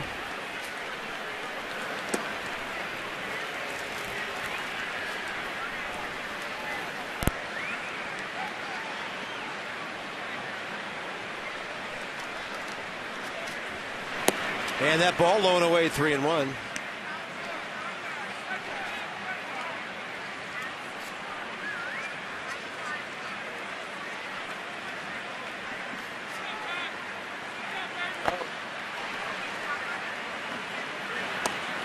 And that one misses inside, and Wigginton aboard to lead off the 6th.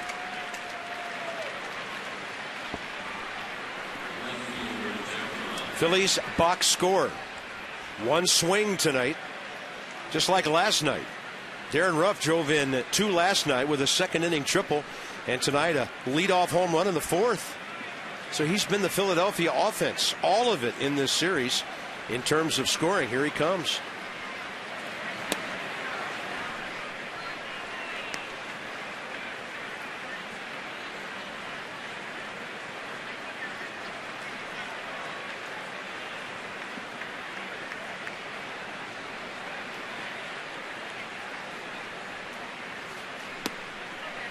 Nice looking curveball, drops right in there. 1 ball, 1 strike. Kinetic North America on the track. Check out the curveball from Zach Duke. Backdoor variety. Hit the outside corner. From the warfighter in the field to the data in the cloud, Kinetic North America protects our country's most critical assets.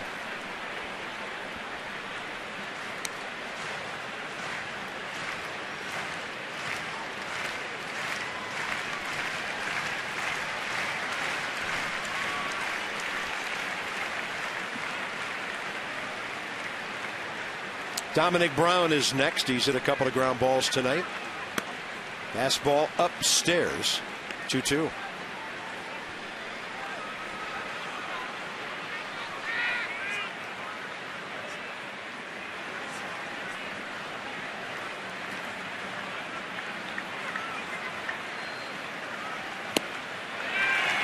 '89 snuck it by him.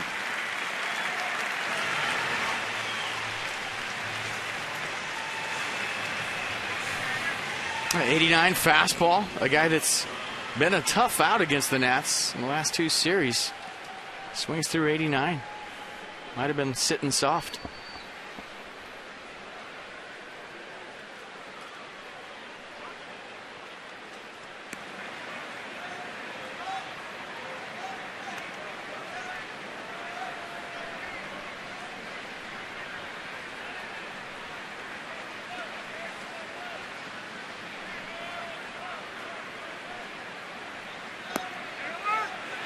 Good looking breaking ball and the check swing.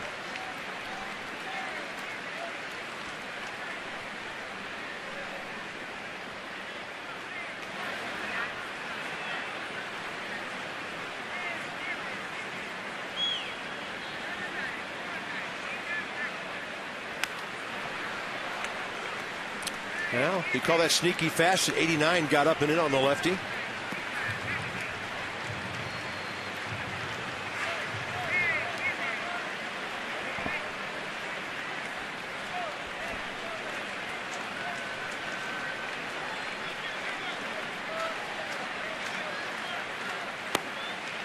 And then he tried to come through that front door with a breaking ball.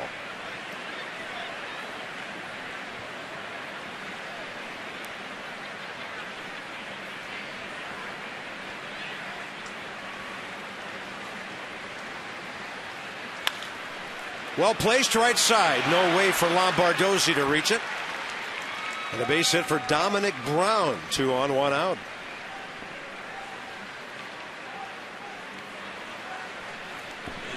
Catch all the action, and it's this weekend of the 2012 Major League Baseball postseason on Fox and TBS.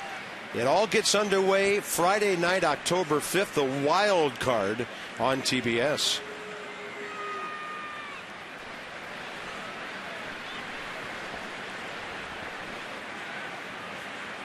Eric Kratz, the catcher, has walked and grounded out. And Zach Duke slips one by him. So what are the scenarios here for the Nationals? If it's San Francisco, what days do they play? If Saturday. Saturday and Sunday in San Francisco, Monday off, Tuesday, Wednesday, Thursday here? Sounds right. Yeah, because there's just one travel day. They're trying to play as quickly and continuous as they can. And Atlanta and St. Louis is Sunday, Monday. Off day Tuesday. Back here Wednesday. St. Louis and Atlanta will play on Friday if the Cardinals win tonight or the Dodgers lose. And then in the American League East, you have the possibility of a tie for a division, and so do you in the West. And that is not head-to-head. That is a one-game playoff. A little looping liner caught by Mark DeRosa for the second out. They don't decide division championships anymore on head-to-head. They used to, but not anymore. I remember one year when St. Louis and Houston tied atop the Central. The Astros had the season series, and they really got out of sorts when St. Louis claimed they were co-champions of the division. So here's the way it shapes up right now. The Nats have the same record as the Reds, but they beat the Reds 5 out of 7. That does decide home field. So this will all shake itself out in terms of who's going where as far as division champions in the next 24 to 26 hours, and then the wild card games on Friday. Zach Duke deflects that one into a base hit. Off the bat of Michael Martinez, bases loaded, 2 outs.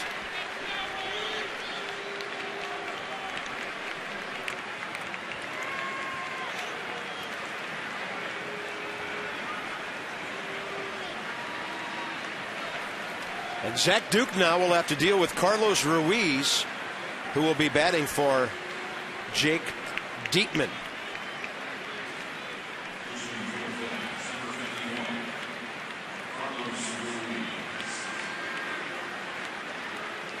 Carlos Ruiz batting cleanup last night, 0 for 3 with a walk.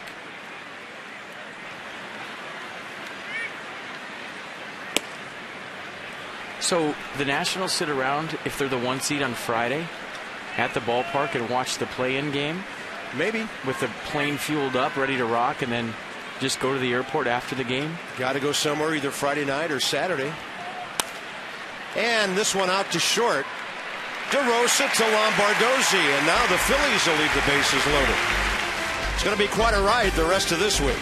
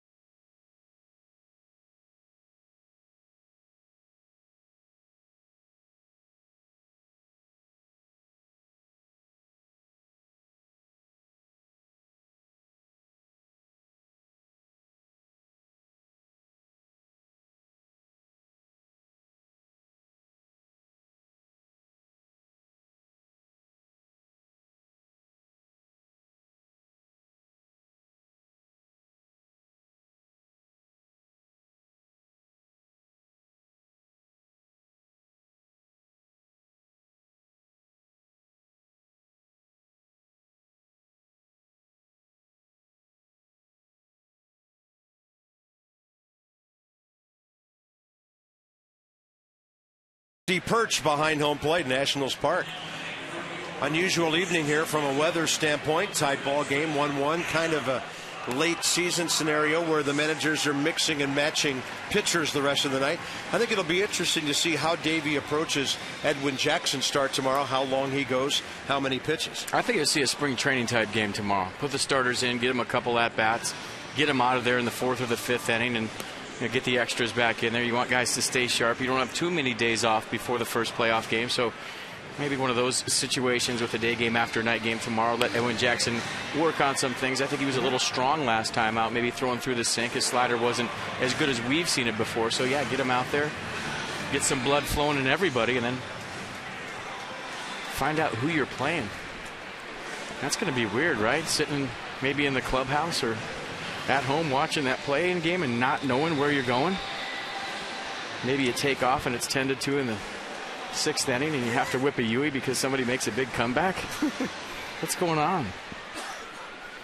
Well, that would be tough if you thought you're going one place and all of a sudden you make a right turn and now you're heading somewhere else. That'll be strange, and it's all caused by the home teams, the guys who usually are waiting around to see who's coming to their ballpark. Now they have to travel.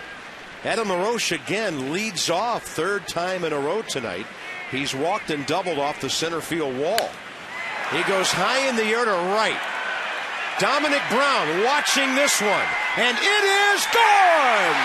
RBI number 100 on number 33 for Adam LaRoche.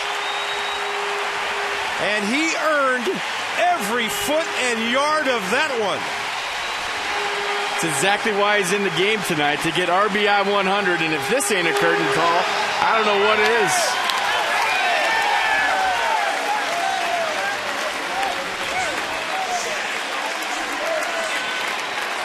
And we said last time up, he's got to drive himself in. And he just missed a home run to left center field. And this time he does it. And they want him out of the dugout. Yeah, the crowd doesn't care if Chad Tracy steps out or not. Here he comes. A new career high in home runs and 100 RBIs again. MVP, look at that sign. Well said, ma'am. 1 ball count to Chad Tracy.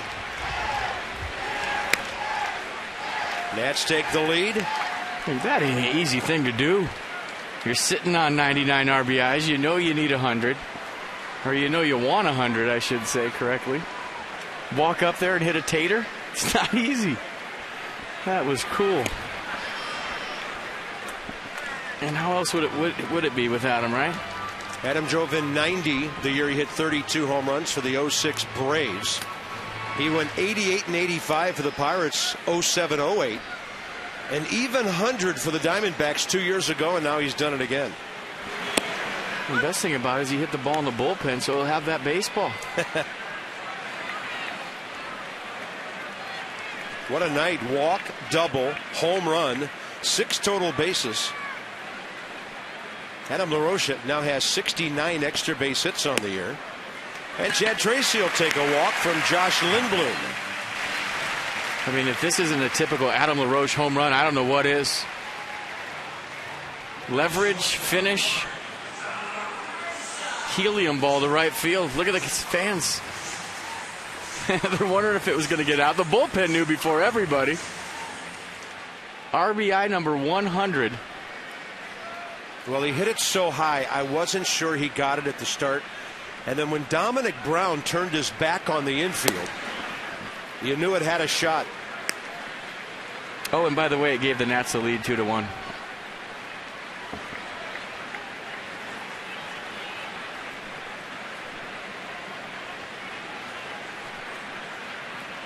A lot of hitting room right side for Mark DeRosa.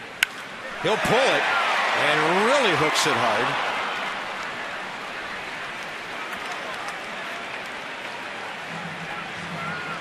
And the count's 1-1.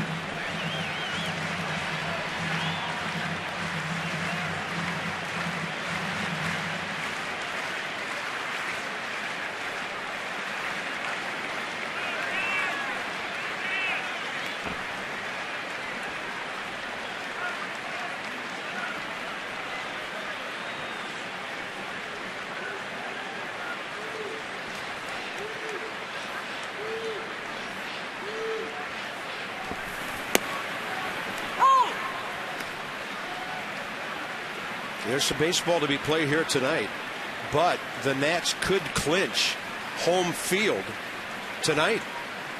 If they win, the Reds lose, they'd be 1 up with 1 to go and guaranteed the tiebreaker in case the teams would end up tied. Too early right now. Only the 3rd inning in St. Louis. Cardinals 1, Cincinnati nothing. 2-1 Nats here in the 6th. And DEROSA scorches one up the middle. Offense coming alive here in the bottom of the 6th inning. 3 consecutive base runners. We clinched that best record thing. You take one time zone out of the mix. That's the West Coast time zone. That's for sure. And you're thinking about Central or your own time zone, meaning the Braves. So, yeah, who wants to fly 5.5 hours to say hi to Matt Cain anyway?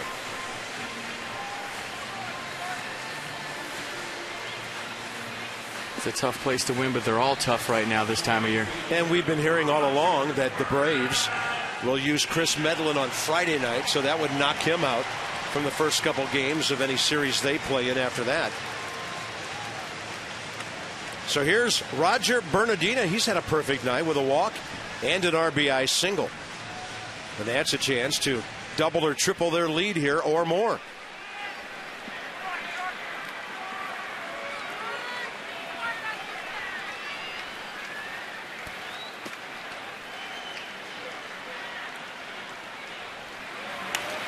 Bernadina will pop it up on the first pitch. Caught by Kevin Franzen. So the Nationals box score will show 2 hits in the 4th when they scored. Bernadina the RBI after the LaRoche double. 2 in the 5th when they left a couple of men. And then Adam LaRoche with the leadoff home run, bottom 6. 33rd of the year, RBI number 100. That was a great moment. Look at all the Gooner knocks. You would think Adam LaRoche would be done for the night. Maybe put Tyler Moore at first base and Corey Brown in the left field. Why not?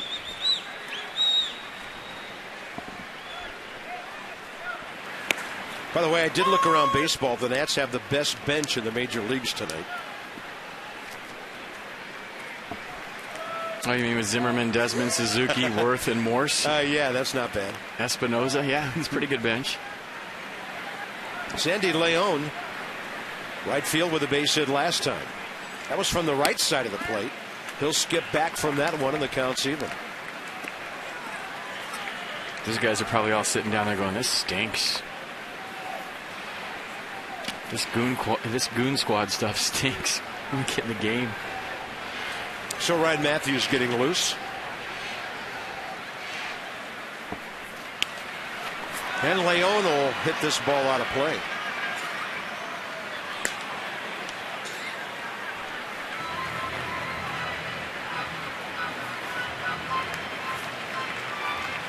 Right now, R.A. Dickey is out of that game in Miami. Bottom of the 7th, so he cannot get a win. Manny Acosta is pitching out of the Mets bullpen against the Fish, and it's 3-0. Home team. Well, not that we're rooting against R.A. Dickey. It just, hey, leading the league in wins is a big deal. And it gets a lot of votes. And the thing is, they haven't made a movie about Gio. They might. 1 ball and 2 strikes. And Sandy Leon hit by that one. Breaking ball came right in and got him. And the bases are loaded with 1 out for Yuri Perez.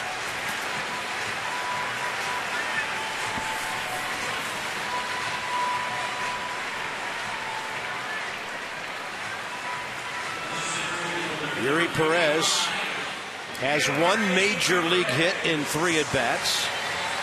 He doesn't have an RBI. He's tough to double up. He can absolutely fly on the bases. Came in on the double switch to play center field. Chase Utley's playing in, and Michael Martinez is playing back. They don't know what they're doing. Now Martinez coming in. Utley waved him in. And Yuri Perez hits one right to the shortstop. He'll come home for a 6-2 force out. Well, that's exactly why Charlie Manuel pulled him in. It was because they knew if they played back, they're not going to double up Yuri Perez. He's too fast. It's the only play you have is at the plate. Pulls the infield in late. Little chopper to Martinez. He comes get the in-between hop. There's plenty of time to get Chad Tracy on the force at home. Top of the order now. It's up to Steve Lombardozzi whether the Nats can increase their lead.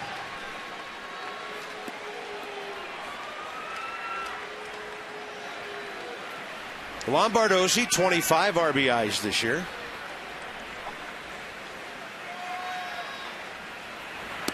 He's going to take that off-speed breaking ball way inside. Kurt Suzuki, because the pitcher's spot is next.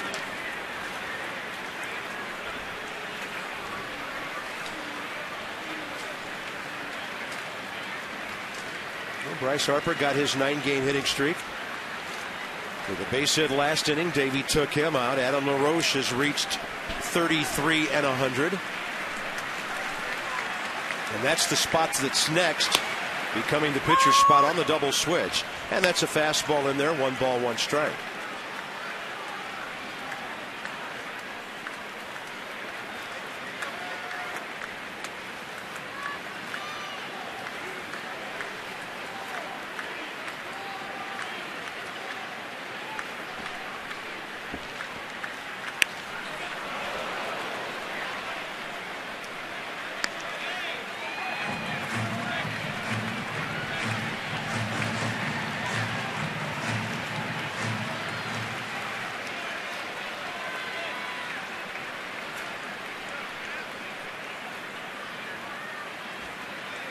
So DeRosa, Leon, and Perez.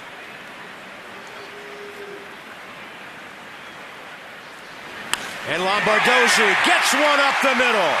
DeRosa scores. Leon held at third. The Nats lead 3-1. What a nice rookie season for Steve Lombardozzi.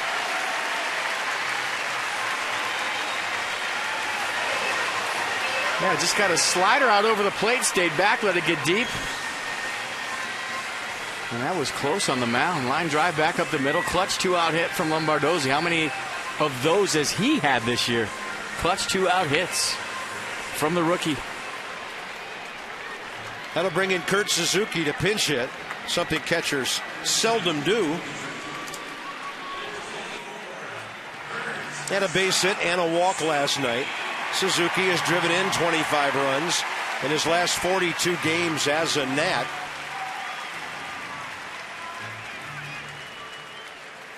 He actually had a pinch hit with an RBI this year while with Oakland. That ball was close to hitting Lindblom right there. Line drive right back at him. Head high. And check it out one more time. Stay back, right up the middle. Look out. Good reflexes.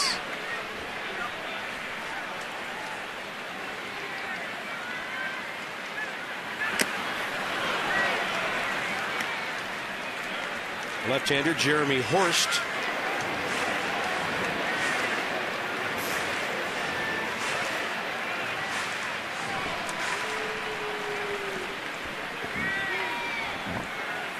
Kurt Suzuki, 8th Nat to bat in this inning after LaRoche led off with that blast into the bullpen.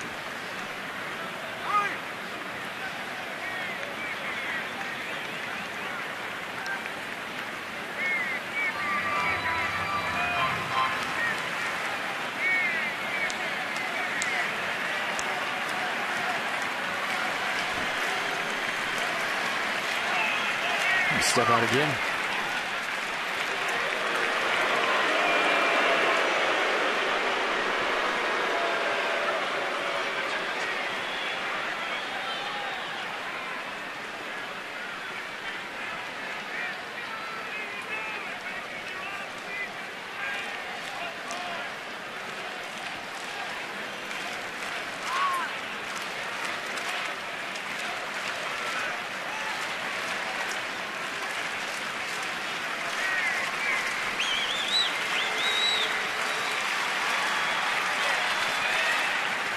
And Suzuki pulls it to the shortstop hole. Michael Martinez on the run with a very good play. Nats will pick up a couple. The big one, Adam LaRoche, the leadoff homer. Career-high 33rd long ball. Second time in his career to 100 RBIs. He should be smiling and taking a curtain call.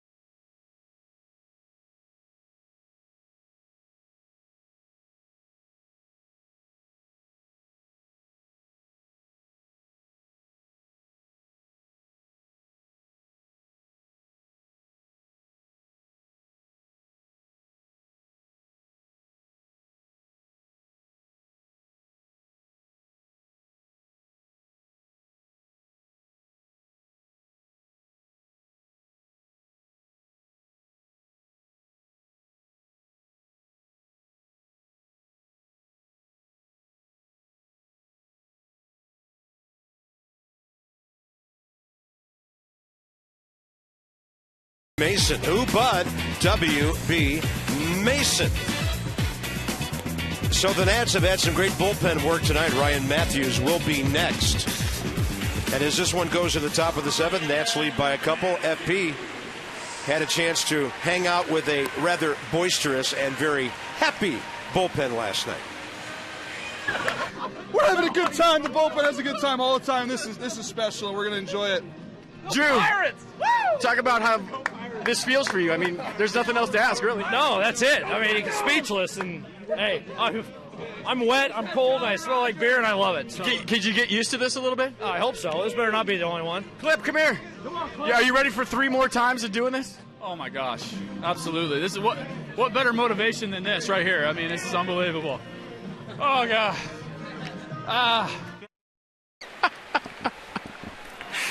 Oh, that's a moment I'll remember the rest of my life. Priceless. Ryan Matthews here in the seventh. Franzen, Mayberry, and Utley scheduled for the Phils. Kevin Franzen 1 for 3 with a double.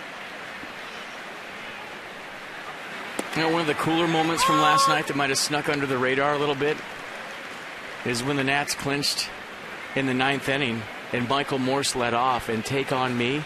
That's the loudest I've heard this ballpark sing that song all year. Awesome moment. Yeah, it was karaoke at its finest. 30+ thousand strong. They made it to the high note, all of them. Or so they think.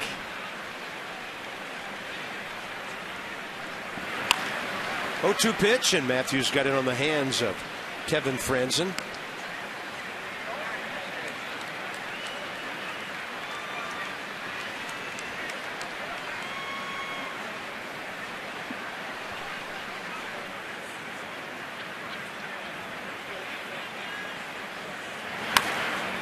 And again.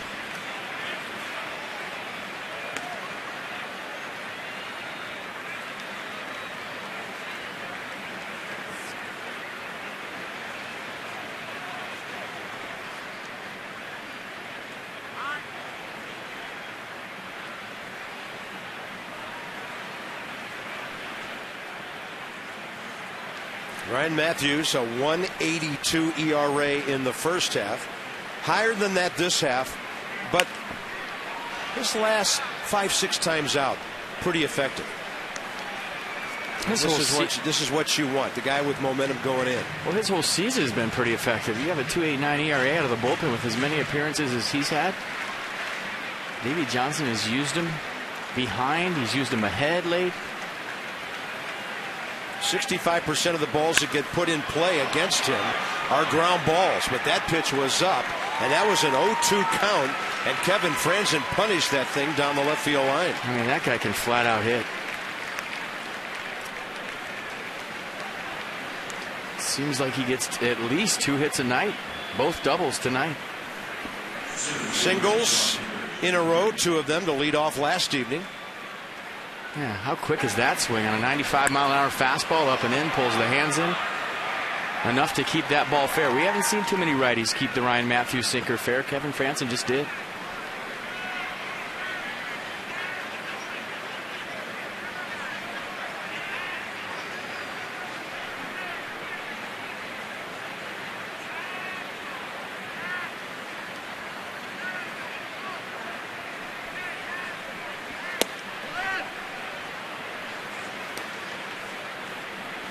Fastball inside to Mayberry. 0 for 3, strikeout, couple of ground balls. One of them a hot shot to Mark DeRosa that Mark knocked down. Phillies did not score in that inning, and this one's low and away, 2-0.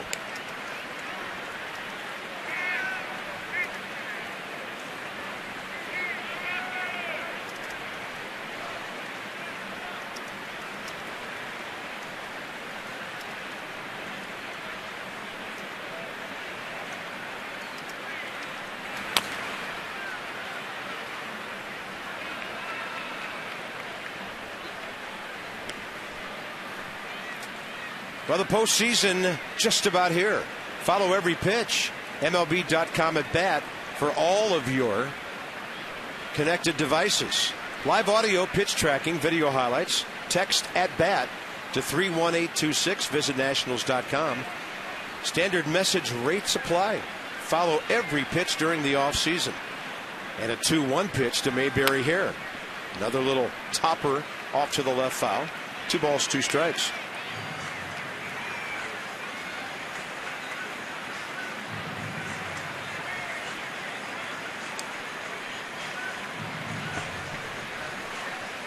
Nats have controlled Chase Utley in this series so far.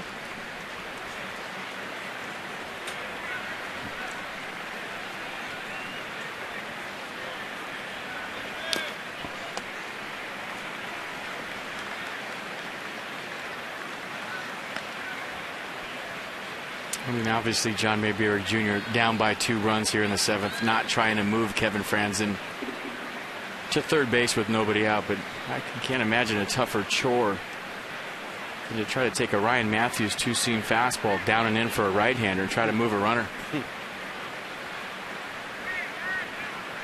With that in mind, LaRoche about 25 feet off the first baseline. And then over that way as well, Lombardozzi at second.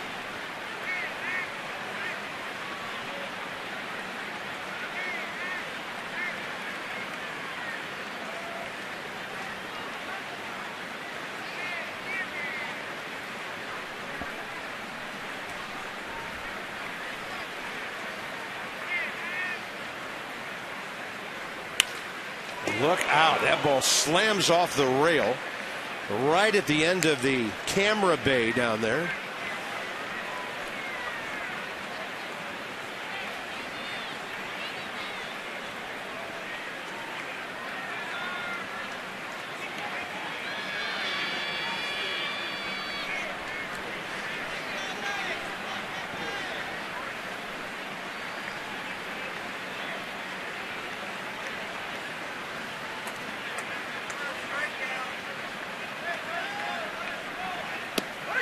Matthews goes with a breaking ball, gets the outside corner. Took a while for Manny Gonzalez to make that call. We'll have to see all those 2-seamers on the inner half. You go that slider away. Must have looked like a pitch out to Mayberry. Good slider by Matthews. Hit the spot. 1 out here in the 7th. That'll bring in Chase Utley, who's walked, grounded out twice.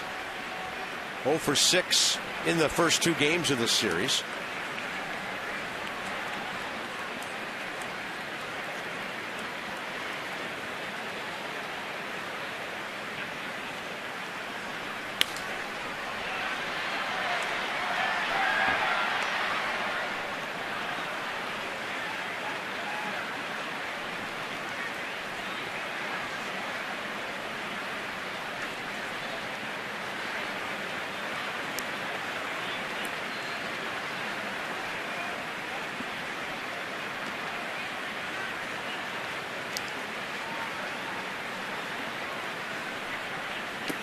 And Ryan will miss low and inside.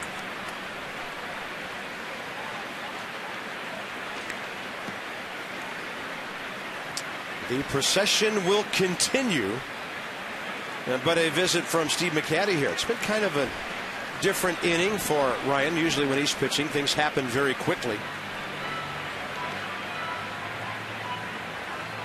Well, it's all about keeping these guys tuned up,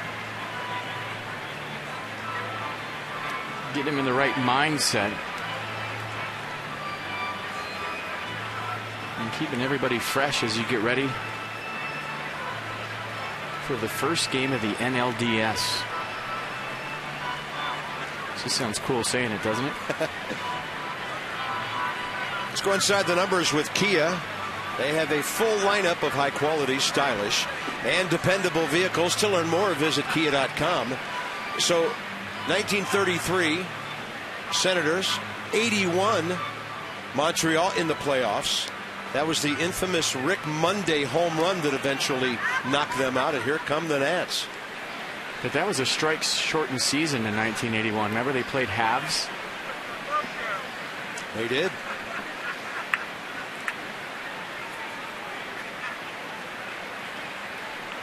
They won the division series that year in 5 games against the Phillies.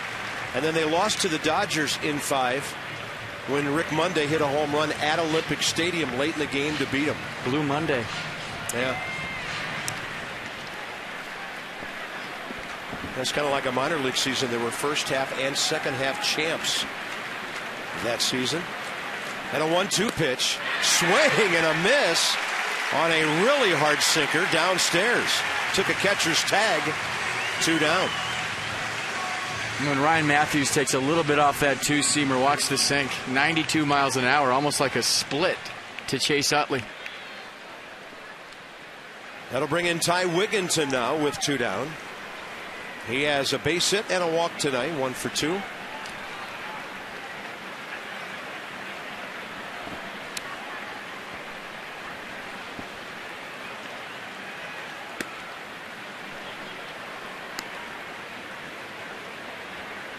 Ty Wigginton against Ryan Matthews' career 0 for 1.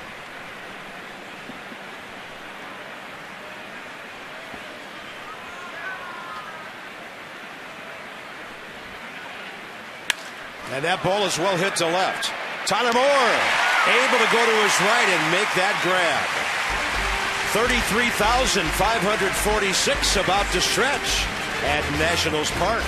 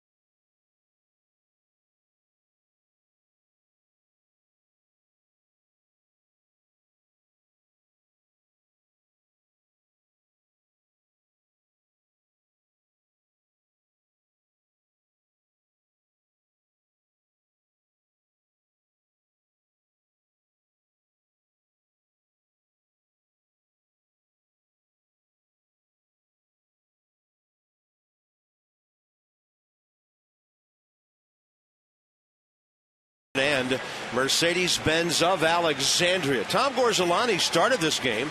Got the Nats 2 outs into the 4th inning.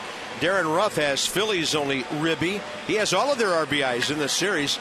And Adam LaRoche, a huge milestone, leading off the 6th. It stands as the lead run right now. I just don't think anybody realizes how hard this is. Staring 100 RBIs right in the eye. Nobody on, so you got to do it yourself. He just missed the time before with a deep fly ball to left center field for a double. And you see the smile from Adam LaRoche. And I think he took a peek into the Nats bullpen and saw the reaction from his teammates when the ball landed down there. Smiling come around first. Curtain call. Adam? It flows right in, doesn't it? I mean, that's just... It's not an easy thing to accomplish. Way to go. Former National Pete Orr will take over for Chase Utley here, as the Phillies will also bring in a new pitcher. That'll be left-hander Jeremy Horst. So we'll check it. We'll have him batting third right now, and then Pete Orr down in the number 9 spot. Horst against Tyler Moore, and a swing and a miss.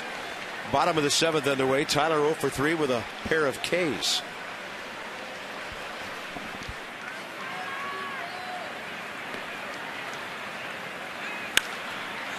Hot shot to short, handled by Michael Martinez, who is a very smooth shortstop. In the postseason, we'll have Nats Extra for you 1 hour before and after every game. Johnny Ray and the three of us. Highlights, analysis, interviews, news conferences, and more. A 1 hour preview show the night before the first playoff game, and Nats Talk will be on Saturday and Sunday morning for as long as the Nationals are in the playoffs. So Masson, even though tomorrow will be our last game telecast, we will be all over postseason play on a daily basis.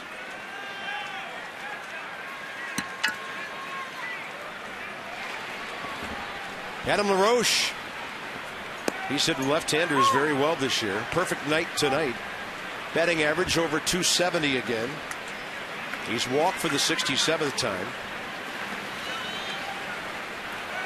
69 extra base hits.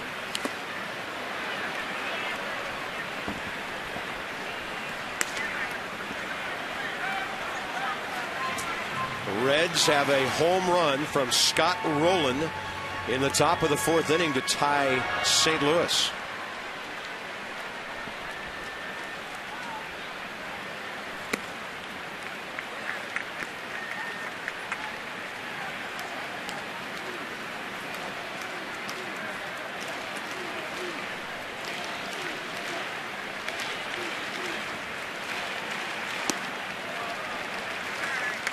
He has really singed the ball well. How about $200 more last time up to the Children's National Medical Center on the home run, thanks to our Washington area Lexus dealers.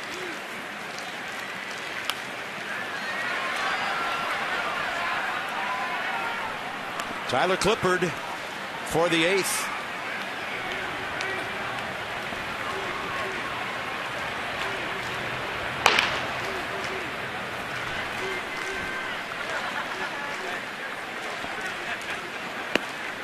Adam LaRoche couldn't get over the top of that one. 2 outs.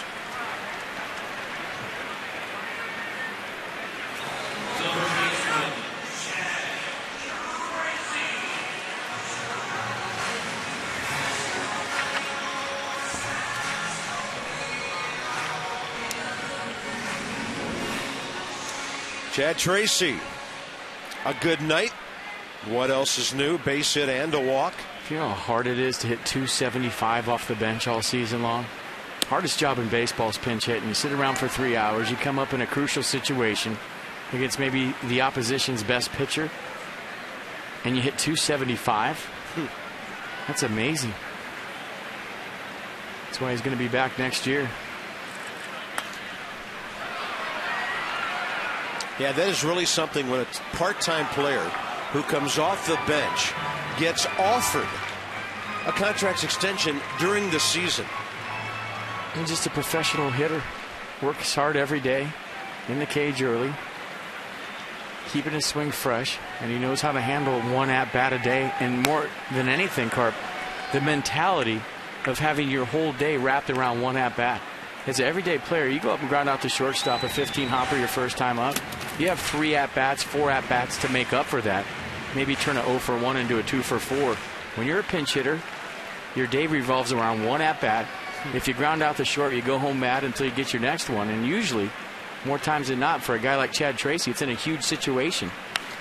It takes a certain mindset and a certain mentality and a really good swing to be able to do that successfully. And that's what Chad Tracy's done for this ball club all year. He had 9 RBIs in his first 18 pinch hit at bats of the year before he pulled his groin May 26th at Atlanta. And that was after a game-winning RBI when he was running the bases. Big breaking ball from Jeremy Horst. The Nats are done. Top of the 8th coming up. And Tyler Clippard gets the next call.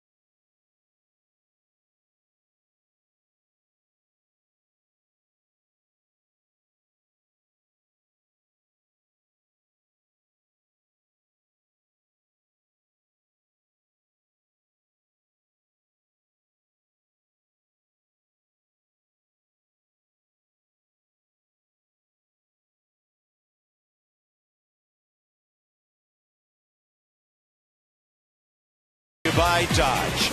Go to Dodge.com or visit your local Dodge dealer this week. By AT&T, the nation's largest 4G network. AT&T, rethink possible. And by Mercedes-Benz, located on the web at MBUSA.com. Does any president have a greater view in Washington, D.C. than Mr. Lincoln? Right down to the monument, the Capitol in the distance, although we still can't see it tonight. It's a good-looking scoreboard, 3-1 Nats. You can cover all your bases with MASN this postseason. Nats team coverage, head to MASNsports.com. Connect with us at MASN Nationals on Facebook and Twitter for live game chats, breaking news. MASN, your all-access sports network. Top of the 8th, and here's Tyler Clippard. It might be a game when the regulars are sitting out for the most part, but the bullpen is lining up the way it should.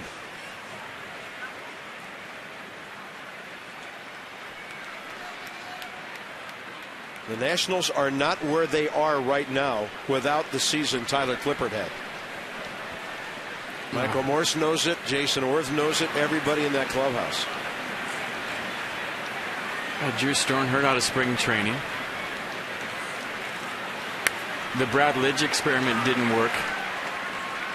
Henry Rodriguez had the closer job for a while, and there was times when he looked like the best closer on the planet. When he threw strikes, he was unhittable. That didn't work out, and then Tyler Clippard was given the opportunity and never looked back. Took the bull by the horns and did a fantastic job of closing games all year long for the Nats. 32 saves later, it's Drew Storn's job, I would imagine, going into the playoffs. Davey Johnson's been going Clippard in the 8th, Storn in the 9th, and back to their more familiar roles, and they've both been doing a good job in those roles. No balls and 2 strikes to Darren Ruff here. 1 for 3, 2 strikeouts and a homer. And he gets a long one to left again. And this rookie is really hitting the ball for power. 3 major league home runs, all against Washington pitching. And it's a 3-2 game.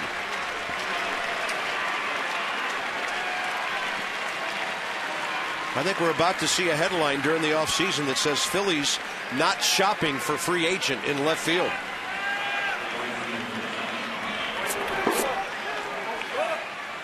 All right, 2 home run night for Ruff, and this was a no-doubter. Tyler Moore didn't even move in left field. And how short and quick and powerful is that swing? 1-run game, and a check swing now by Dominic Brown. So he's driven in all 4 Philadelphia runs in this series. I feel like the words rough and Philadelphia go together pretty good.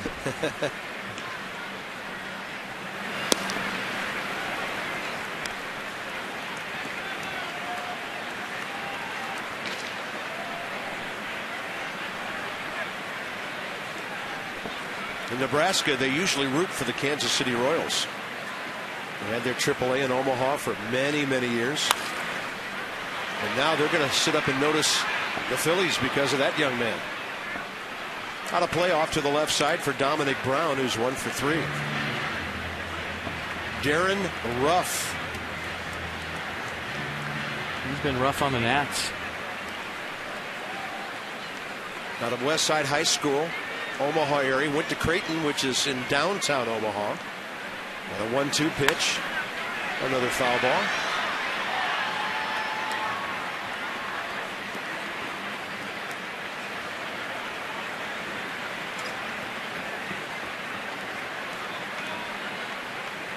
Missouri Valley Conference Player of the Year in 07. That's a league known for all the guys out of Wichita who've made it to the big leagues. Mike Lansing, Aaron Dreifert, Pat Mears, Eric Wedge. Eric Wedge, yep.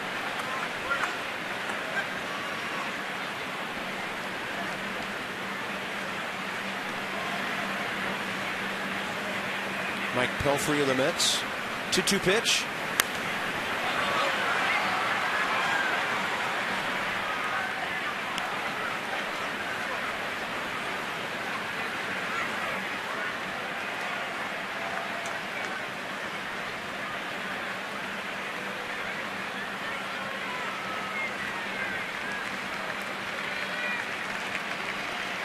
Two balls and 2 strikes. Dominic Brown getting in his licks against Tyler Clippard here. Well, when you think about Tyler Clippard, your first thought is the changeup and the secondary pitches. But for me, for him to be successful in the playoffs and what he's done recently to be good is command the fastball. Everything's off of that. If he can hit a spot with it, keep it down the zone, move it in, move it out, and I think most importantly, elevate it like he did last year and a lot of this year with 2 strikes, then it's just a rough at-bat for whoever. That was a great changeup. He really had the left-handed hitter reaching. Steve Lombardozzi slingshots one over. 1 out here at top of the 8th. That'll bring in Eric Kratz and Michael Martinez. And before Ross Detweiler comes up here, we can't shortchange Missouri State, also a Missouri Valley Conference school. They can claim Ross and Ryan Howard. So some good baseball out in that part of the country, and DARIN Ruff is the latest. So here's Kratz, who's 0 for 2 with a walk. Shortstop Michael Martinez to follow. I had a feeling we were going to talk about the Missouri Valley Conference tonight, and I didn't do my homework. That's my bad. Really good basketball league, by the way.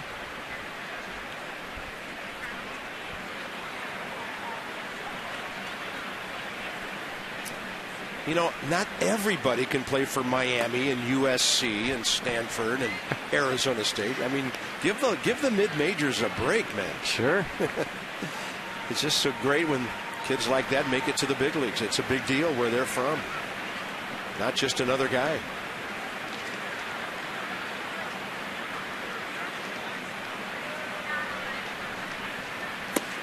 Tyler misses away with 93. The count's even 1-1.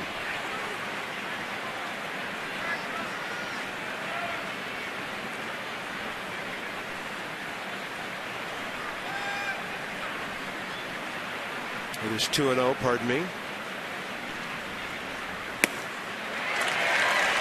Orioles won 1-0, and Boston is still ahead of New York 2-1 in the 8th with 2 outs. The Yankees have 1 run on 10 hits. Wow. Tomorrow's going to be fun. This ball will be popped out of play to the right side.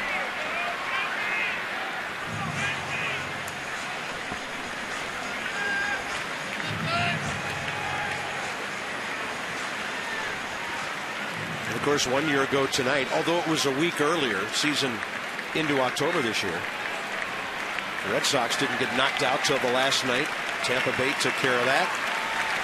St. Louis got in. Atlanta did not.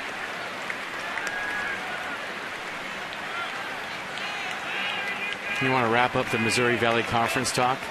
Todd Zalecki, the beat writer for the Phils from MLB.com, just tweeted the Phillies have scored 7 runs in their last 3 games against the Nats. Darin Ruf has knocked in every one. Wow. There you go.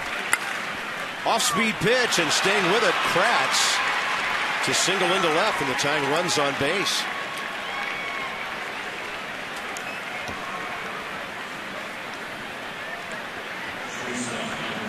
So forget Utley and the rest of them. Pitch around Darin Ruf. Michael Martinez, the hitter, tough guy to double up. The Nats did get him in the first inning because he hit it right back to the pitcher, Tom Gorzelany. He and Desmond, pardon me, DEROSA. He and DEROSA turned a really nice 1-6-3. But this guy doesn't hit a one-hopper at somebody. Tough to get. He'll line it, and that could be 2. Safe at first.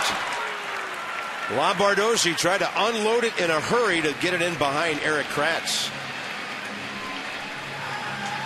Yeah, Kratz got a little bit too far off first base, and it looked like a double play was shaping up. The ball hit hard right to Lombardozzi. And take one more look at it. You see Kratz, he way off the base. We thought that ball was up the middle. Sometimes it's hard to tell. Maybe a good throw gets him. Next up is Pete Orr, who played for the Nationals parts of 08 and 09. 253 for the Nationals in 08. Started his career with the Braves 05 through 07.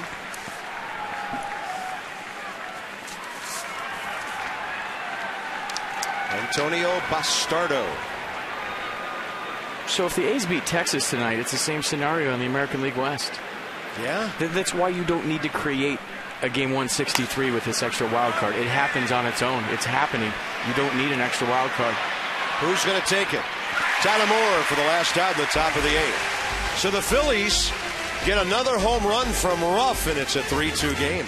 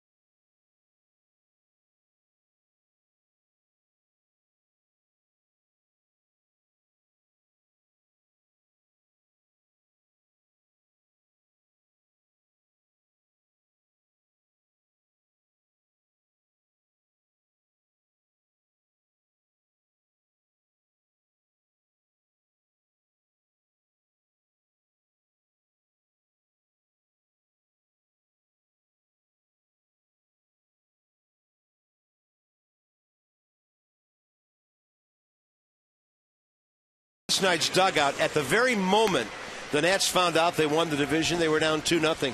As intense an expression as I've ever seen from Ryan Zimmerman. He visited with Christina last night. We were a team. I think we had a lot of injuries, a lot of things that happened to us, and for us to persevere all those, we had guys come up from the minor leagues and play for weeks at a time and keep us right where we were at. So, this is a great group of guys. All of us get along, all of us have fun together, and I think that was a big part of this. You've seen this fan base grow as well. What's it like to have this place full, cheering you guys on, backing you up? It's they've been through the bad years just like a bunch of us have, and they stuck with us, and we've given them something to cheer for finally, and we're going to do that for a long time. Yeah, there's that expression I talked about. Look at Ryan Zimmerman. I've never seen him act like that with that expression after a walk-off homer, and he's had so many. This is a team reaction for Ryan. and they were feeling it. Well, we've been seeing a lot of emotion from him the last week or so. He knows how big these games are. He's waited a long time for games like this. And to me, that's the greatest thing about postseason baseball is guys showing emotion on a daily basis because the games are so big. Throughout the course of a 6-month season, you want to be even keel. It's tough to show emotion and spend that much mental energy on a daily basis, but you get into the playoffs, let it fly, man. This is going to be fun. And Christina asked Ryan about the fans and how many of them waited over 3 decades for baseball. Then they had to suffer through some bad years. And we all did here since the team came here. And with that in mind, many of you tuned in tonight maybe won't be with us tomorrow for the day game. We'll be on the air at 1 o'clock with our final telecast of the season. And I know I speak for Christina and FP and our crew and everybody at Masson that we appreciate your being with us for every pitch, every inning, every game this year. And we will miss bringing the playoff games to you, but we'll do our next best thing and be hanging out to tell you about the playoff games. Well, one of the things I'll take from this season forever is... Oh, look at Mark DEROSA. That ball is smoked. It is off the wall. He's digging for 2, and Mark DEROSA is 2 for 4 tonight. This is that Mark DEROSA double. Well, just when you talk about one moment, here comes another. That's an old pro right there. They're telling him weight room. Get in the weight room. Yeah, warning track power. Couple of good ABs from Mark DEROSA. I talk about all the time. You get a shot in a big league game. I don't care how long you've been playing. There's some tough decisions to make here for Davey Johnson to set his 25-man playoff roster. You go out and you swing the bat like that, hit a couple of balls hard. I don't know what the roster is going to be like. It's not my call, but Mark DEROSA having a big night. Some nifty plays at shortstop, 2 hard-hit balls. Looks good at the plate. Roger BERNADINA has a walk and RBI hit. Sure would be nice for the Nats to answer that run and take a 2-run pad into the bottom of the 9th at least. Roger looking to bunt in a situation that puts a lot of pressure on the Phillies because he can bunt for a sacrifice, and if there's one hiccup, he's on first base.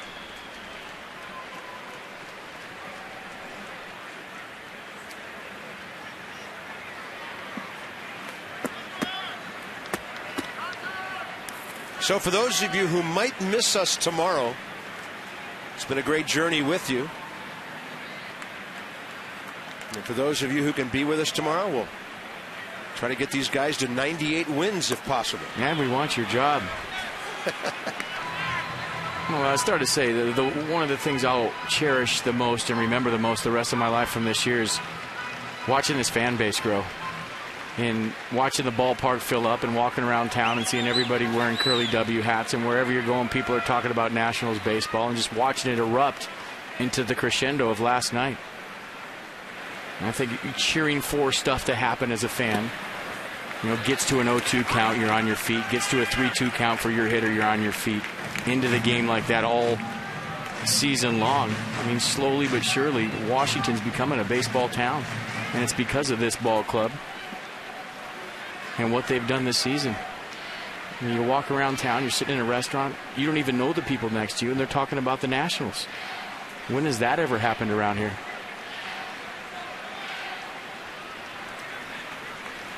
One ball and 2 strikes. With the shortstop standing at the bag. Bastardo turns around and throws it to Michael Martinez.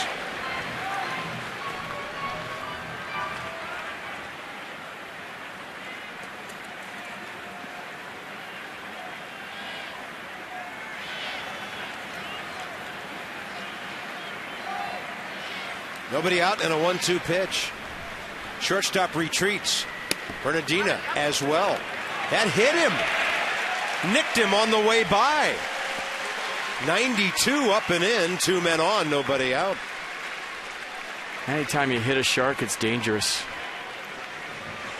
They can be provoked. You can. You don't want to rile up a shark. And where did it hit him? There must have been a couple of sounds right there. I couldn't tell on that replay. You probably saw it on your 60-inch HD at home. I couldn't tell.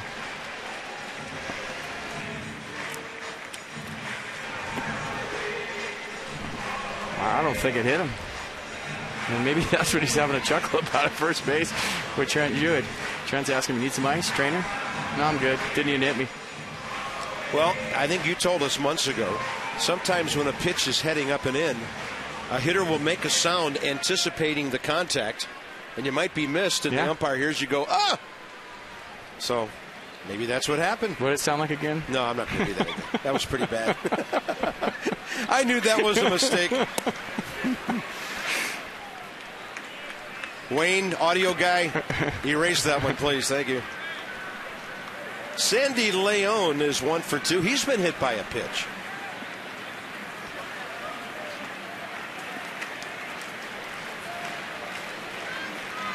Hey, we're in your living room for 6 months. You're going to hear some noises, okay? We're not robots up here. Well, that was a good one. So I wanted you to say it again. 2-0. DeRosa back easily. Mark DeRosa saying, what did I do to draw a pickoff throw from the pitcher and now a snap throw from the catcher? I think he's having the time of his life this season out there right now. This is not an unimportant game for the Nats. The Reds have 2 men aboard with nobody out at St. Louis in the top of the 6th in a 1-1 game. Best record in the league is still at stake. Leon squared around, saw the pitch down, pulled the bat back, and it's 3-0 with 2 men already on base.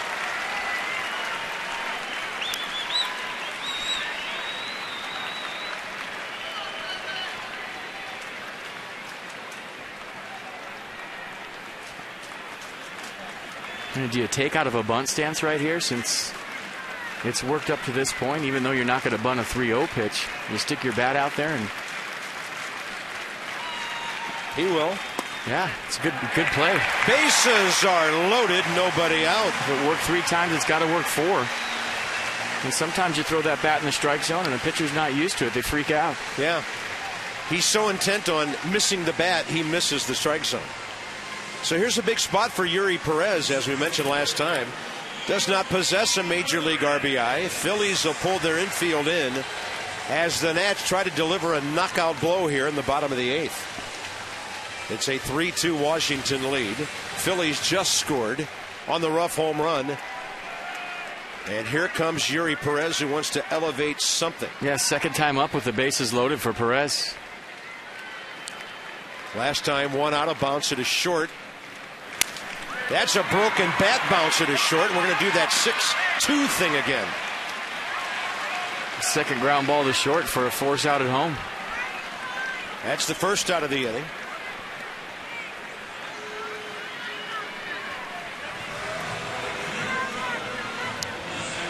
So just mentioned a moment ago, the Reds had 2nd and 3rd with nobody out, and they have scored. And Boston just scored a run in their half of the 9th. That's 3-1. Wow. Jay Bruce a single to right center. So Joey Votto driven in, Ryan Ludwig to 3rd, and things are happening in baseball tonight. Here's Steve Lombardozzi batting for the right side. Infield is not all the way in, anticipating a possible double play ball. Steve Lombardozzi with Ian Desmond on deck in the pitcher's spot.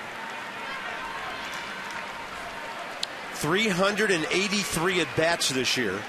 So in terms of a situation like this, Steve is pretty much no longer a rookie. He's an experienced guy who's had a really good season. Single up the middle for an RBI last time up. In fact, that hit is the difference in this game. Asking for another sign from Bo Porter. Interesting. And if you had the squeeze on, you're taking it off right now, because anytime you look down twice for a sign. Blazing fast runner at 3rd. Bernadina. Lombardozzi takes the fastball upstairs. So day game here tomorrow. Orioles a night game, Yankees a night game. Pretty sure I'm going to be watching both of those. Don't forget to show up for this one. Okay. Would have been rough today, I'll tell you that. But enough about the left fielder. Lombardozzi lifts it to center. Here comes Mayberry. Here comes Bernadina. Safe at home. Only somebody with the speed of Roger Bernadina beats a play like that. He is so fast.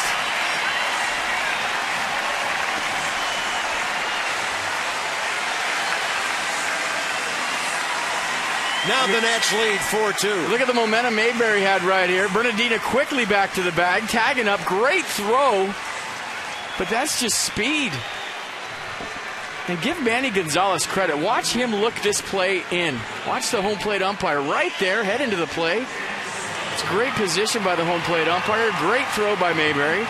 And great speed by Bernadina. Nobody did anything wrong in that play at all.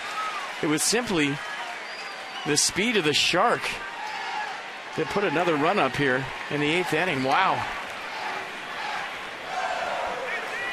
Ian Desmond, the pinch hitter. And he's got a man in scoring position. Leon at second. Perez at first. So Lombardozzi, 2 RBIs tonight, 27 on the year. Ian Desmond, as a pinch hitter this year, is 1 for 1.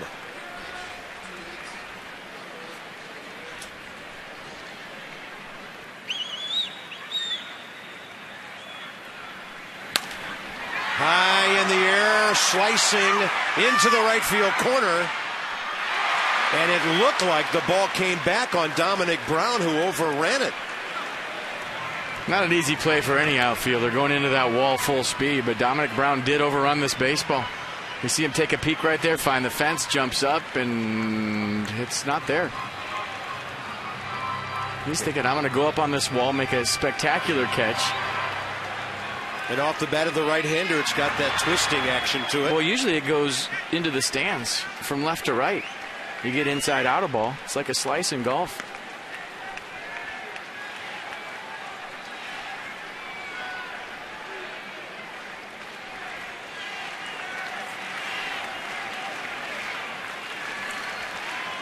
One and one to Desmond.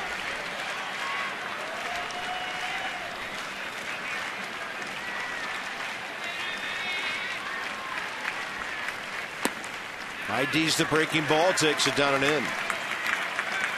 So Drew Storen will have at least a 2-run cushion in the 9th.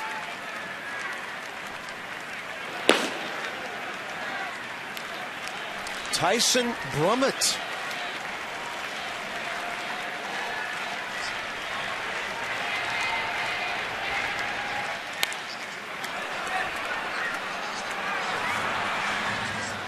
Everybody tune into that game on Masson tomorrow night. If the Orioles win, the station will officially blow up. Almost did last night. O's win the East. Are you kidding me?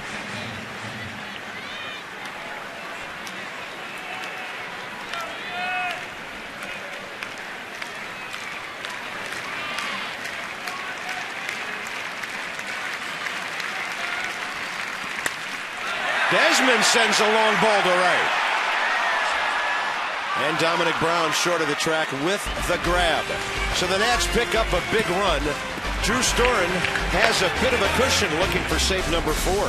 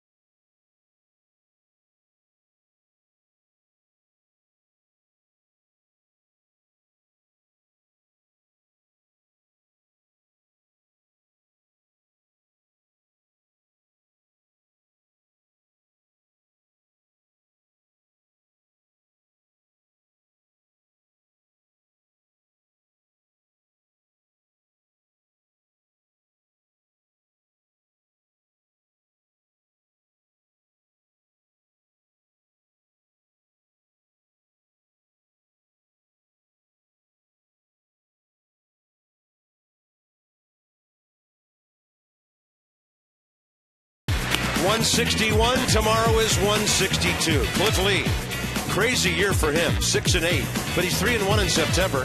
And Edwin Jackson, 9-11 for the year. The Nats right-hander will make his 31st start tomorrow. Johnny and Ray, Nats Extra to close out the regular season at 12:30. First pitch 105 from Nationals Park. So 491 Nats, 290 Phils. This one going to the top of the ninth and Drew Storen.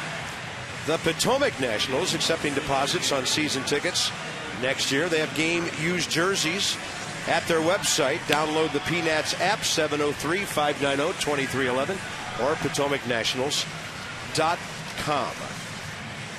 Here's Drew Storen. It's already the 37th game of the year for Drew Storen. See, 22 hits given up and 29 in a third. Opponents average at 216. Lefties average going down.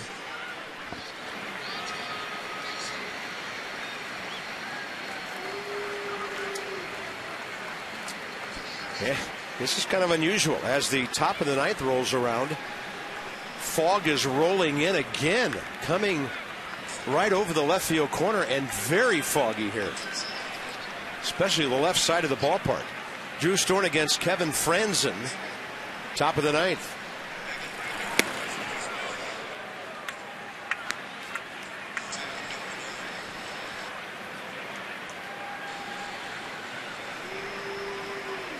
Franzen pair doubles tonight.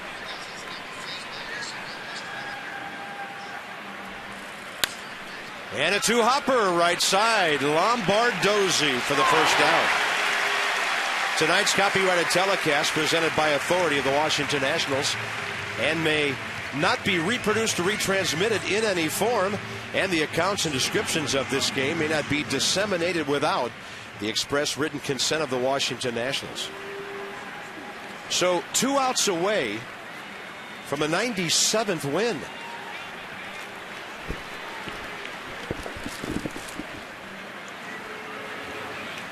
John Mayberry, the hitter. It's 0 for 4 the evening for him.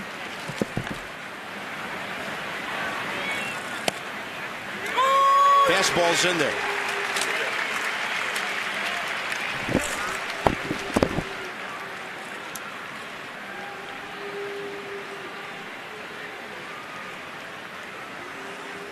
Time to get this game over with while we can still see.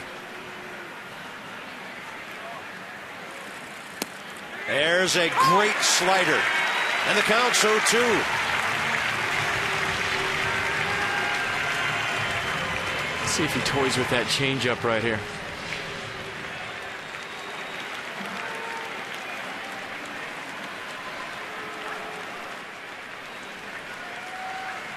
Couple of different ways Drew can go here. Leon, he's going to set up late and go in. And that's the four-seamer running up and in to the right-handed hitter.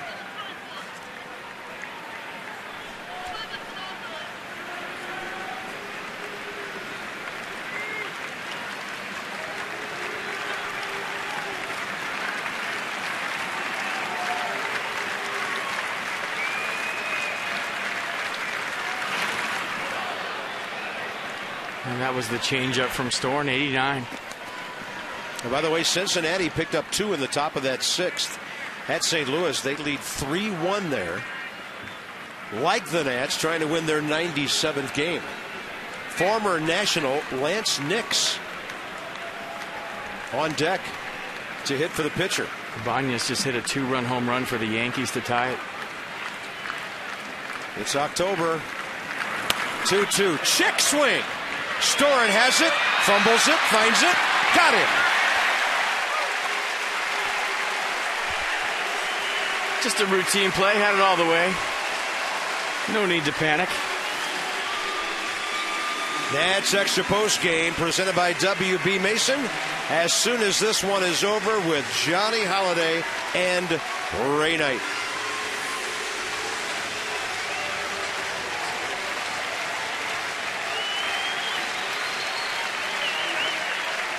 So the final hope for the Phillies in this game is a former Nat, Lance Nix. They're not booing, they're drooing here in the top of the ninth.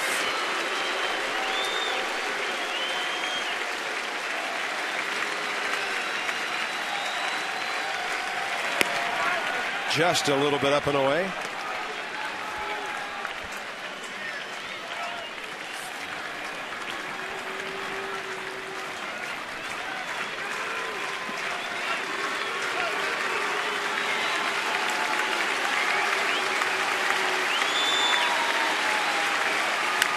And a bouncer to short. How good is Drew Storen looking these days? The Nats win their 97th game of the year. You knew when you walked into the clubhouse today, you saw the Goon Squad up on the lineup card. It was a guaranteed win. What else did you think would happen? 4-3, 1-3, 6-3 for Drew Storen in a very efficient top of the ninth inning and his fourth save of the year. The Nats win at 4-2, a step closer to best record in the National League.